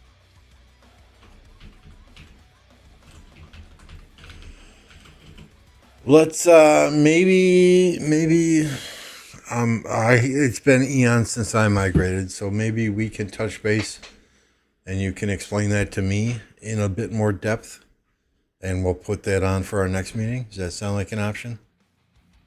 Yeah, just Horst and I were in a stream together. We both noticed that and figured it was something that we might want to bring up to make them better aware that this is being abused. So that's when old accounts come out of the cloud and go back to a kingdom that is relatively new. Yeah. Do you want me to sum it up quickly? So if I go into the cloud for 30 days, I could come out of the cloud and go to 3777 with my main account. Not 3777, but a kingdom in KVK4. Yeah. First KVK4. And we're talking like kingdoms that are only linked to kingdoms in their realm who have only had now 2 SOC KDKs to have rallies, garrisons, and field commanders available for them to use. Yeah. They broke the game. I made a short about it and I've already seen that they broke the metrics and it's the truth. The whole idea of protecting KVK2 was to protect the players and the native. People found a gap in it. It ruins it. I'm just being honest. But I'm not blaming the people, just to be clear. You cannot blame the people for finding the gap. The developers have responsibility to protect the system and the laws they put down. Yeah, I think that's a much bigger discussion than we have time for today. I wanted to try and keep this to 2 hours today. I was crawling around on the floor putting 2 desks together today. Apple, I sent you I sent you a picture of one of them. And I am in some serious pain right now. I am old. So targeted my... What's that? Is that a PC desk? Yeah, I have 2 of them. One for my work PC and one for my gaming PC that I'm going to put in an L shape. Right now, if I slide from my gaming PC to my work PC, I got to move my chair about 3 feet. My goal is to have 2 desks set up in an L shape where all I got to do is turn 90 degrees in my chair and I'm at my work desk, turn 90 degrees back, I'm at my gaming PC. Whoa. Sound like a plan. So, all right. So I think we're going to call it there. Thank you, chat. Thank you, everyone. Luxta, Sola, Horse, Apo. I know we usually do this on Sundays, but quite frankly, the Green Bay Packers play tomorrow afternoon, and I haven't missed a game in over 20 years. So, it goes God, Green Bay Packers, or excuse me, God, family, Green Bay Packers, Rise of Kingdoms, in that order. I love it, man. So, let's see if there's anyone we can raid. Let me do that quick. I'll leave it up to you guys as to who we raid once we get to the screen and it tells me who is out I there. can't see people to raid. I don't know what's going on lately. It doesn't look like there's anyone for Rise of Kingdoms, at least. Beast- speaking. Beast Spanish at- speaker. When does Beast stream start? Do we know? Everyone I see is upcoming. I don't see anyone actually streaming. No, I can't see anybody streaming as well. His starts tomorrow. Okay. Well, we're not going to raid a stream that starts tomorrow. So, chat. Spanish guy that's there, but that's the only one that I can see that's active on Rise of Kingdoms right now. Yo no comprendo mucho español. Entonces sí es un problema para... Chat, thank you very much. You're on your own to find your entertainment for the rest of the evening. We're going to wrap it up here. And y'all have a great night. Thank you again for your participation. I will post these notes once the other individuals on the creators table have reviewed and approved them so that everyone has them before we submit them to the developers. Y'all have a good night. Thanks again. Thank you, sir. My goodness, my Stream Deck is not working. It's really starting to piss me off.